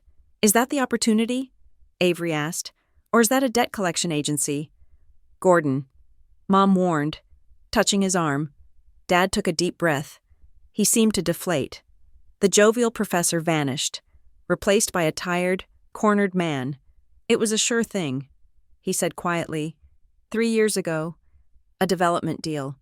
I put everything into it, our retirement, the equity in our house. He looked at me. There was no shine in his eyes now. It went bust. Lillian, they lied to us. The developers took the money and ran. Silver Grove bought the debt. They were calling the house every day. They were threatening to garnish my Social Security. They were going to take everything, so you took mine instead. I said, we were drowning. Mom cried out. We were trying to save the family home. If we lost the house, where would we go?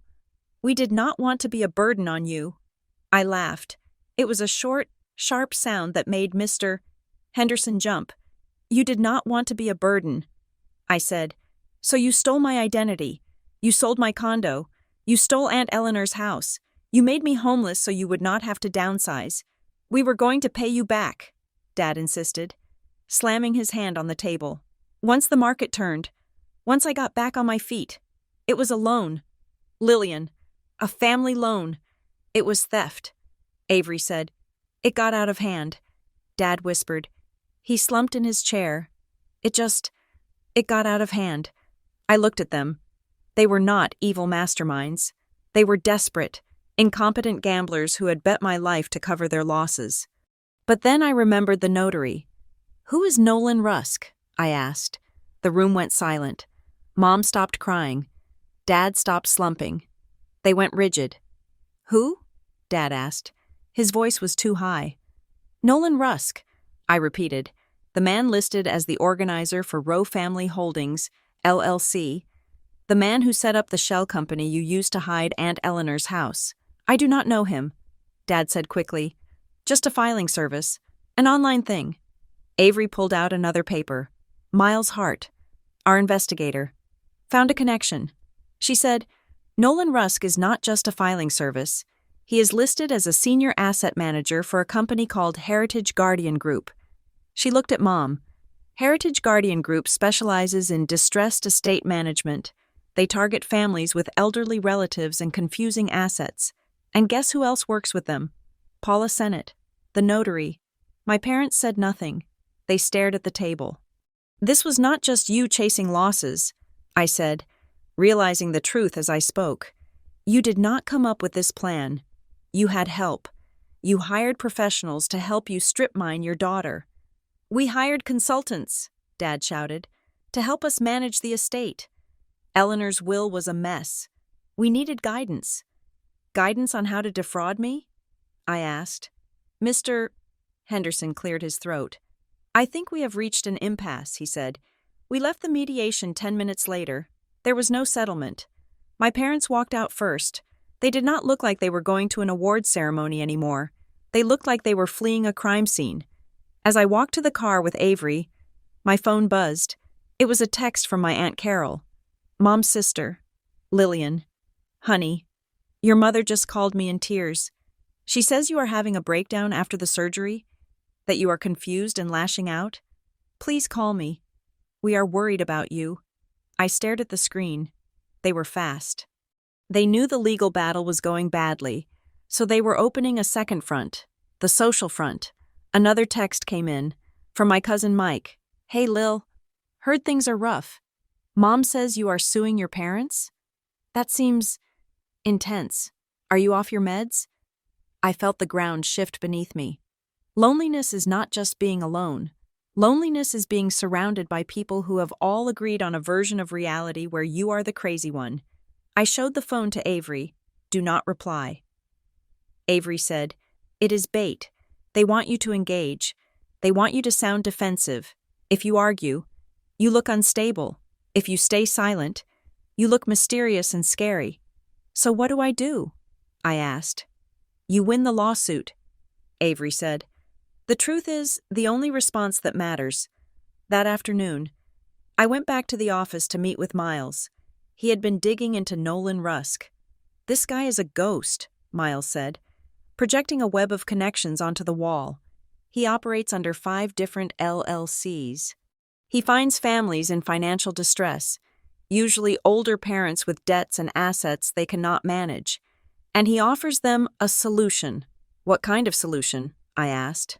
Liquidity, Miles said. He teaches them how to unlock equity from their children or elderly relatives without triggering legal alarms. He provides the notary. He provides the mailboxes. He sets up the LLCs to hide the assets. He is a predation consultant.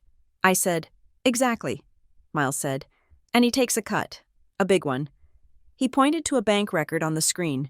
We found a payment from your father's consulting account to Rusk's firm, $5,000, dated 2 weeks before your surgery. I felt sick. They paid him to teach them how to trick me. They paid him $5,000, money they claimed they did not have, to set up the trap. Avery leaned forward. This changes things, she said. This is civil conspiracy. It might even be RICO if we can prove a pattern. Lillian, you need to be careful. Rusk is not just a sleazy consultant. He protects his income streams. If he thinks you are exposing his network, he might get aggressive. Aggressive how? I asked. Intimidation. Avery said, stalking, digital harassment. I thought about the tenants in Juniper Ridge, the Millers. They are witnesses. I said, Rusk knows about them. If he knows I'm talking to them. I stood up. I need to go back to Juniper Ridge. I said, Lillian. Avery warned, I need to make sure they are okay.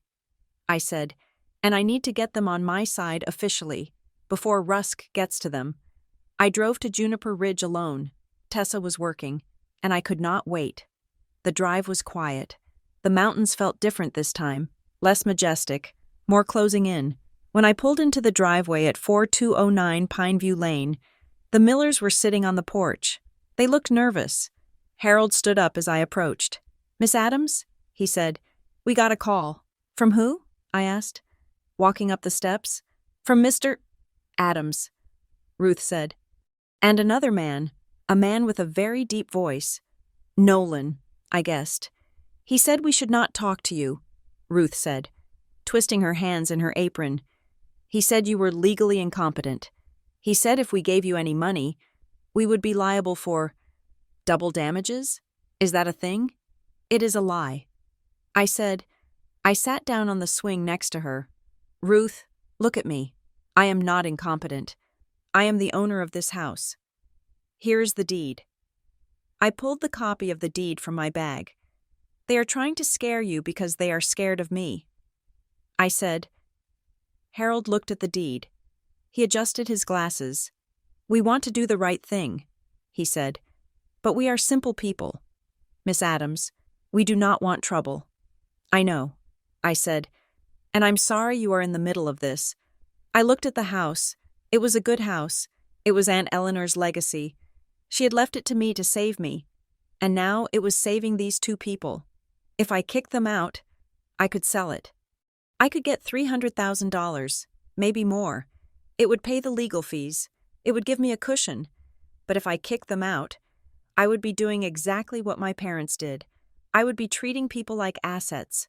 I would be prioritizing my liquidity over their lives. I took a breath. I am not going to evict you, I said, and I am not going to sell the house. Not yet. Ruth looked up, hope fragile in her eyes. You are not? No, I said. I am honoring your lease, but we need a new one, a direct one. Between you and me, no LLCs, no property managers. You pay me directly, and the rent. I hesitated. $1,200 was market rate, but they had been paying it into a black hole. The rent stays the same. I said, but I need you to sign an affidavit. I need you to write down exactly what my father and the other man told you. Can you do that? Harold looked at Ruth. She nodded. We can do that, Harold said. We spent the next hour at their kitchen table. I wrote out the affidavit by hand, and they signed it. Statement of Harold Miller. On multiple occasions, Gordon Adams represented himself as the property manager. He instructed us to conceal the existence of the rental from Lillian Adams. He claimed Lillian Adams was difficult and unwell. On January 30th, a man identifying himself as a consultant for Mr. Adams called and threatened legal action if we cooperated with Lillian Adams. It was powerful evidence. It proved the conspiracy. It proved the intent to conceal. As I drove back to Harborstone, I felt a strange sense of peace. I was still homeless. I was still bleeding money on legal fees. But I had drawn a line. I was not them. When I got back to Sarah's apartment, it was dark. I checked my email. There was a message from Avery. Subject: the smoking gun. I opened it. Lillian. We got the metadata from the bank subpoenas. Look at the attached log. I opened the attachment. It was a spreadsheet of login activity for my main checking account, the one my parents had drained. Date: January 29th. Time: 1:15 p.m. Action: Login. Device: iPhone 14 Pro. IP address: 73.142.xxx.xax.xax. Date: January 29th. Time: 1:20 p.m. Action: Transfer initiated. $25,300. Device: iPhone 14 Pro. Date: January 30. Time: 9 a.m. Action: Login. Device: iPhone 14 Pro. I scrolled down to the analysis Miles had done. Device owner: Marilyn Adams. Location: Redwood Falls Regional Medical Center. Guest Wi-Fi. My mother. She had logged into my bank account from her phone while sitting in my hospital room, while I was unconscious, recovering from surgery. She was sitting next to my bed, using the hospital Wi-Fi to transfer my money. I remembered waking up. I remembered her face. Everything is handled. You just focus on healing. She had been holding my hand with one hand and robbing me with the other. But the most damning part was the date, January 29th, 1:15 p.m. That was during the surgery. She had sworn in her deposition, the initial written response, that she had no access to my digital banking and that I must have made the transfers myself during a moment of confusion. But I was under anesthesia at 1:15 p.m. She had perjured herself, and the metadata proved it. This wasn't messy anymore. It wasn't a family misunderstanding. It wasn't a liquidity crisis. It was cold, calculated, intentional theft. I forwarded the email to my new secure address. I printed a copy. Then my phone buzzed again. It was a text from Dad. "Lillian, please, your mother is inconsolable. She cannot stop crying. She says she feels like she has lost a daughter. Can we just meet? Just the three of us? No lawyers, just family." I looked at the text. Then I looked at the metadata log. Action. Transfer initiated. I typed a reply. "You did not lose a daughter. Dad, you sold her." I hit send. Then I blocked the number. The silence that followed was heavy. It was the silence of a bridge burning, the structure collapsing into the river below. I walked to the window. Harborstone City glittered in the distance.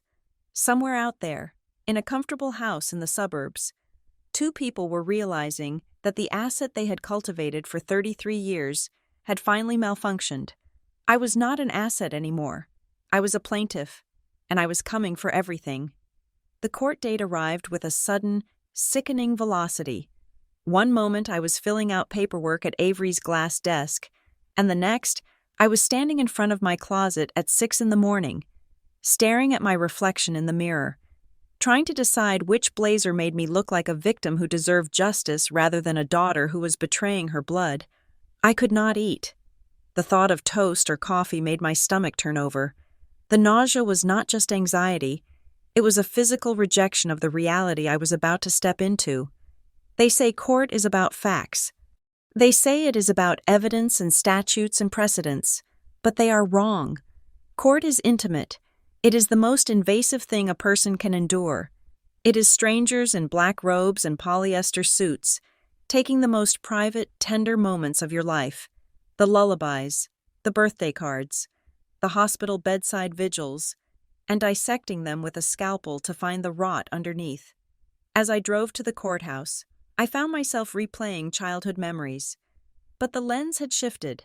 I remembered a time when I was 10, and I had saved my allowance for months to buy a bicycle. My father had taken the jar from my dresser, smiling, saying he was going to invest it for me so I could get a better bike later. I never got the bike. I got a lecture about patience and market fluctuations. At the time, I thought I was learning finance. Now, gripping the steering wheel until my knuckles turned white, I realized I was learning grooming.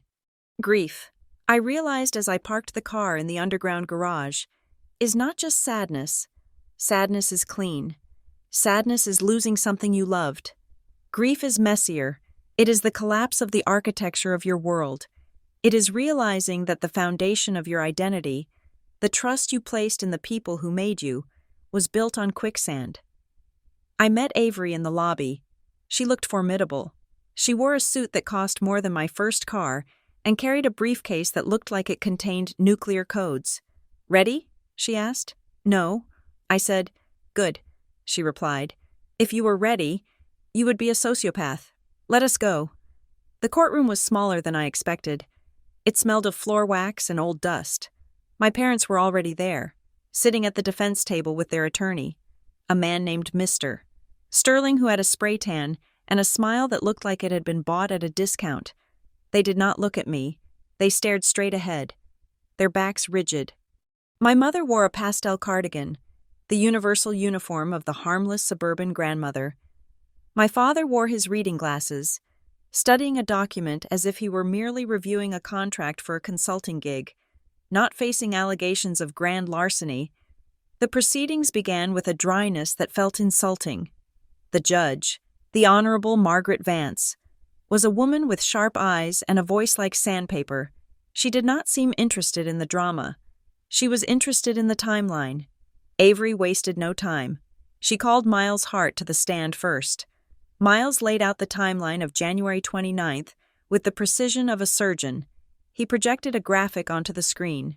"Here, Your Honor, is the timestamp from the hospital's anesthesia record," Miles said, using a laser pointer. At 1:15 in the afternoon, Lillian Adams was under general anesthesia. She was unconscious. He clicked the remote. "And here's the notary logbook of Paula Sennett."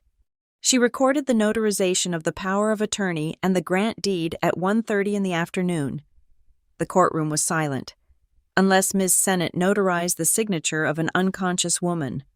Miles said, his voice flat, "This entry is a fabrication. Mr. Sterling tried to object. He claimed that perhaps the hospital clock was fast. He claimed that perhaps the notary had simply rounded the time up. Avery pounced. She pulled up the second slide. "This is Ms. Sennett's journal entry for the same day," Avery said. "At 1:45 in the afternoon, 15 minutes after allegedly being at the hospital, she logged a signature for a mortgage refinance in Oakhaven." Avery turned to the judge. "Oakhaven is a 40-minute drive from the hospital. Your Honor, even with no traffic, Ms. Sennett would have needed a helicopter to make that appointment." Judge Vance looked at the notary, who was sitting in the gallery, looking pale and small. "The court takes notary fraud very seriously," Judge Vance said. Her voice was quiet, but it carried to the back of the room. "If this log is falsified, Ms. Sennett, you are looking at criminal charges, not just civil liability." The notary shrank in her seat. I saw my father lean over and whisper something to Mr. Sterling. His jaw was tight. The confident professor was starting to crack. Then it was my turn. I took the stand. The wooden chair was hard. The microphone was cold. I swore to tell the truth. Avery did not ask me for a dramatic speech. She did not ask me to cry. She asked me simple, direct questions. "Lillian, did you intend to sell your condo?" Avery asked. "No," I said. "Did you discuss selling your condo with your parents prior to your surgery?" "No. I discussed my work. I discussed the pain in my gallbladder. We never talked about real estate. Tell the court what happened when you woke up." Avery said. I took a breath. I looked at my hands. "I woke up and I thought I was crazy. I said—" My voice trembled slightly, then steadied. "When they told me I had signed the papers, I believed them. I thought I had lost my mind in the anesthesia. I apologized to them. I thanked them for saving me." I looked up at the judge. "That was the worst part, Your Honor, not the money. It was that they made me doubt my own reality. They used my vulnerability against me. They knew I would trust them more than I trusted my own memory, and they relied on that trust to strip me of everything I owned." I saw my mother flinch. She pulled a tissue from her sleeve and dabbed at dry eyes. It was a performance, but it was a weak one. The air in the room had shifted. The facts were too heavy to be moved by tears. Then came the surprise. Avery submitted a new exhibit, Exhibit G. We subpoenaed the records from the Bright Post Mail Center. Avery told the court, specifically, the contents of the scanned mail for the account registered to Rowe Family Holdings, LLC. She handed a piece of paper to the bailiff, who handed it to the judge. "This letter was scanned 2 years ago." Avery said, "It was addressed to Lillian Adams. It was intercepted by the defendants and never delivered. It was a letter from Aunt Eleanor. I had never seen it. Avery had only found it the night before, buried in a digital archive file that Miles had cracked. Judge Vance read it silently. Then she looked at me. "I would like to read a portion of this into the record," the judge said. She adjusted her glasses. "My dearest Lillian," the judge read, "I am leaving the house in Juniper Ridge to you, not to your father, not to your mother, to you. I know they will try to take it. They have spent their lives consuming everything around them, and I do not want you to be their next meal. You are the only one in this family who might make something honest out of it. Keep it secret if you can. Keep it safe." I felt a sob rise in my chest, hot and sharp. I clamped my hand over my mouth. Eleanor knew. She had seen them clearly, even from her distance in the mountains. She had tried to give me a lifeboat, and they had intercepted the message and stolen the boat. My father was not looking at the judge. He was looking at the table. His face was a mask of gray stone. He knew. He had read that letter. He had read it, and he had filed it away, and he had continued to cash the rent checks. Nolan Rusk did not appear in person. He sent a lawyer, a slick man in a pinstripe suit who tried to argue that Mr. Rusk was merely a consultant hired to assist with estate logistics. He was an independent contractor. The lawyer argued. He provided templates and administrative support. He had no knowledge of the family dynamics or the intent to defraud. Judge Vance was not having it. "Counsel," the judge said, cutting him off. "Your client's name appears as the organizer on the LLC documents. His contact information is listed on the lease agreement for the tenants. He received direct payments from the defendants just weeks before the fraud occurred. This looks less like consulting and more like a conspiracy. I am referring Mr. Rusk's activities to the district attorney for a separate investigation." The lawyer sat down, looking defeated. Then, finally, they called my mother to the stand. Marilyn walked up to the witness box like she was walking to the gallows, but she still tried to maintain her dignity. She smoothed her skirt. She smiled nervously at the judge. "Mrs. Adams," Mr. Sterling asked, trying to salvage the narrative, "why did you set up the email forwarding rule on Lillian's account?" Marilyn took a deep breath. She looked at me. Her eyes were pleading. "I just wanted to help," she said. Her voice was soft, trembling. Lillian was so stressed. She was working so hard. When the surgery happened, Gordon and I decided we needed to take the burden off her plate. "So you blocked her emails?" Avery asked, on cross-examination. "You set up a rule to auto-delete messages from her realtor and the title company?" "I did not want her to worry," Marilyn cried out. She gripped the railing of the witness box. If she saw the emails, she would have panicked. She would have tried to stop us, and we knew we had to save her from herself. "Save her from herself?" Avery asked. "Or save yourselves from Silver Grove Capital Partners?" Marilyn froze. "We know about the debt, Mrs. Adams," Avery said. "We know you owed $58,000. We know you used Lillian's house money to pay it." Marilyn looked around the courtroom. She looked at Gordon, but he would not meet her eye. She was alone. "We could not lose everything," she whispered. The admission hung in the air, naked and ugly. We worked our whole lives. We deserved a comfortable retirement. We could not go back to zero, not at our age, so you decided Lillian should go to zero instead, Avery said. Marilyn started to cry. But these were real tears now. They were tears of self-pity. "I did it so she wouldn't stress," she sobbed. "I just wanted to protect her." "You concealed the sale," Avery said, her voice hard. "You concealed the loan. You concealed the inheritance. That is not protection. Mrs. Adams, that is intentional fraud, and by admitting you set up the filter to stop her from seeing the truth, you have just admitted to the intent." Marilyn put her face in her hands. The silence in the courtroom was absolute. It was the sound of a facade crumbling, brick by lie by brick. The judge issued her interim orders an hour later. She was decisive, effective immediately. Judge Vance ruled, "All assets belonging to Gordon and Marilyn Adams are frozen. A temporary receiver is appointed to manage the Juniper Ridge property and the rental income. The court finds a high probability of success on the merits of the fraud claim." She looked at me. "Ms. Adams, regarding the condo in Harborstone City." I held my breath. "The current owners appear to be bona fide purchasers for value." The judge said, "They bought the home in good faith. Unaware of the fraud, the law protects their title. I cannot order the return of the property."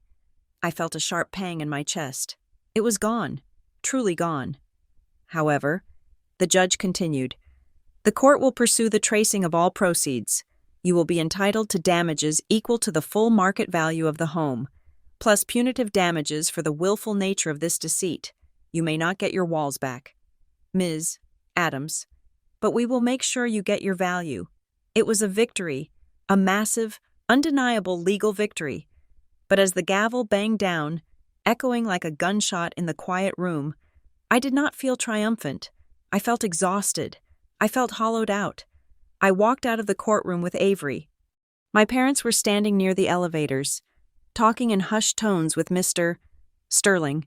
When they saw me, they stopped talking. They did not yell. They did not plead. They did not try to offer me a check for $1,200. They just looked at me. My father's eyes were cold. assessing. He looked at me not as his daughter, but as a failed investment, a stock that had crashed. He looked at me like I was a stranger who had walked in off the street and ruined his carefully laid plans. My mother looked at me with a mixture of fear and resentment. She was not seeing the child she raised. She was seeing the witness who had humiliated her. I realized then that they would never apologize. An apology requires empathy. An apology requires seeing the other person as a separate human being with their own feelings and rights. To them, I was just an appendage. I was an arm that had decided to cut itself off. "They blame you," Avery said softly, standing beside me. "I know," I said, "and that is good," she added, "because it means you are finally separate from them." I looked at them one last time. I memorized their faces. Not with love, not with hate, but with clarity. "Goodbye," I whispered. I turned and walked toward the exit doors, the sunlight streaming in from the street, bright and blinding. I did not go back to the city. I drove north. The drive to Juniper Ridge was different this time. The snow was melting on the sides of the road, revealing the dark, wet earth underneath. The air smelled of pine and thaw. I pulled into the driveway of 4209 Pineview Lane. Ruth and Harold were there. They came out onto the porch when they saw my car. They looked anxious, but when they saw my face, they relaxed. "It is over?" Harold asked.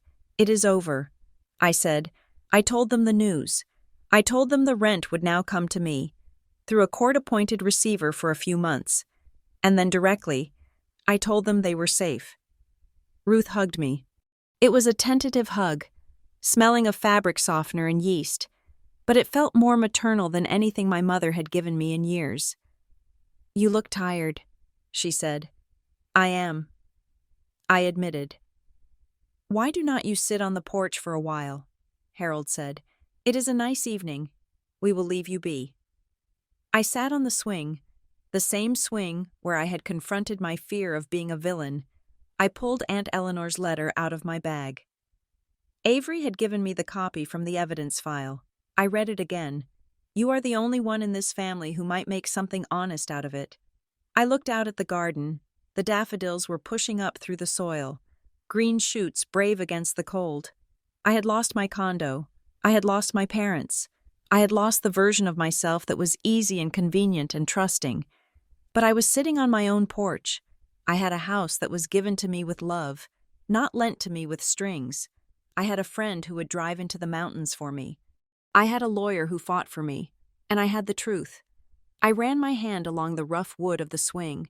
I felt the grain. It was solid. It held my weight, for the first time in months. The rage that had been fueling me, the hot engine oil burn of anger, began to cool. It settled into something harder, something steadier. It felt like ownership, not just of the house, but of my life. My parents had tried to sell me. They had tried to turn me into a line item on a ledger, but I had balanced the books. I took a deep breath of the mountain air, filling my lungs until they ached. "I am here," I said to the quiet trees, and for the first time, I knew exactly who that was. Thank you for listening to my story. It has been a long journey, and sharing it with you has been part of the healing process. I would love to know where you are listening from. So please leave a comment below and tell me, are you in the car, at work, or relaxing at home? And if you want to hear more stories about justice, betrayal, and the long road to truth, please make sure to subscribe to Revenge Stories. I read every comment, so please share your thoughts in English. I want to know what you would have done in my shoes. Stay safe and trust your gut.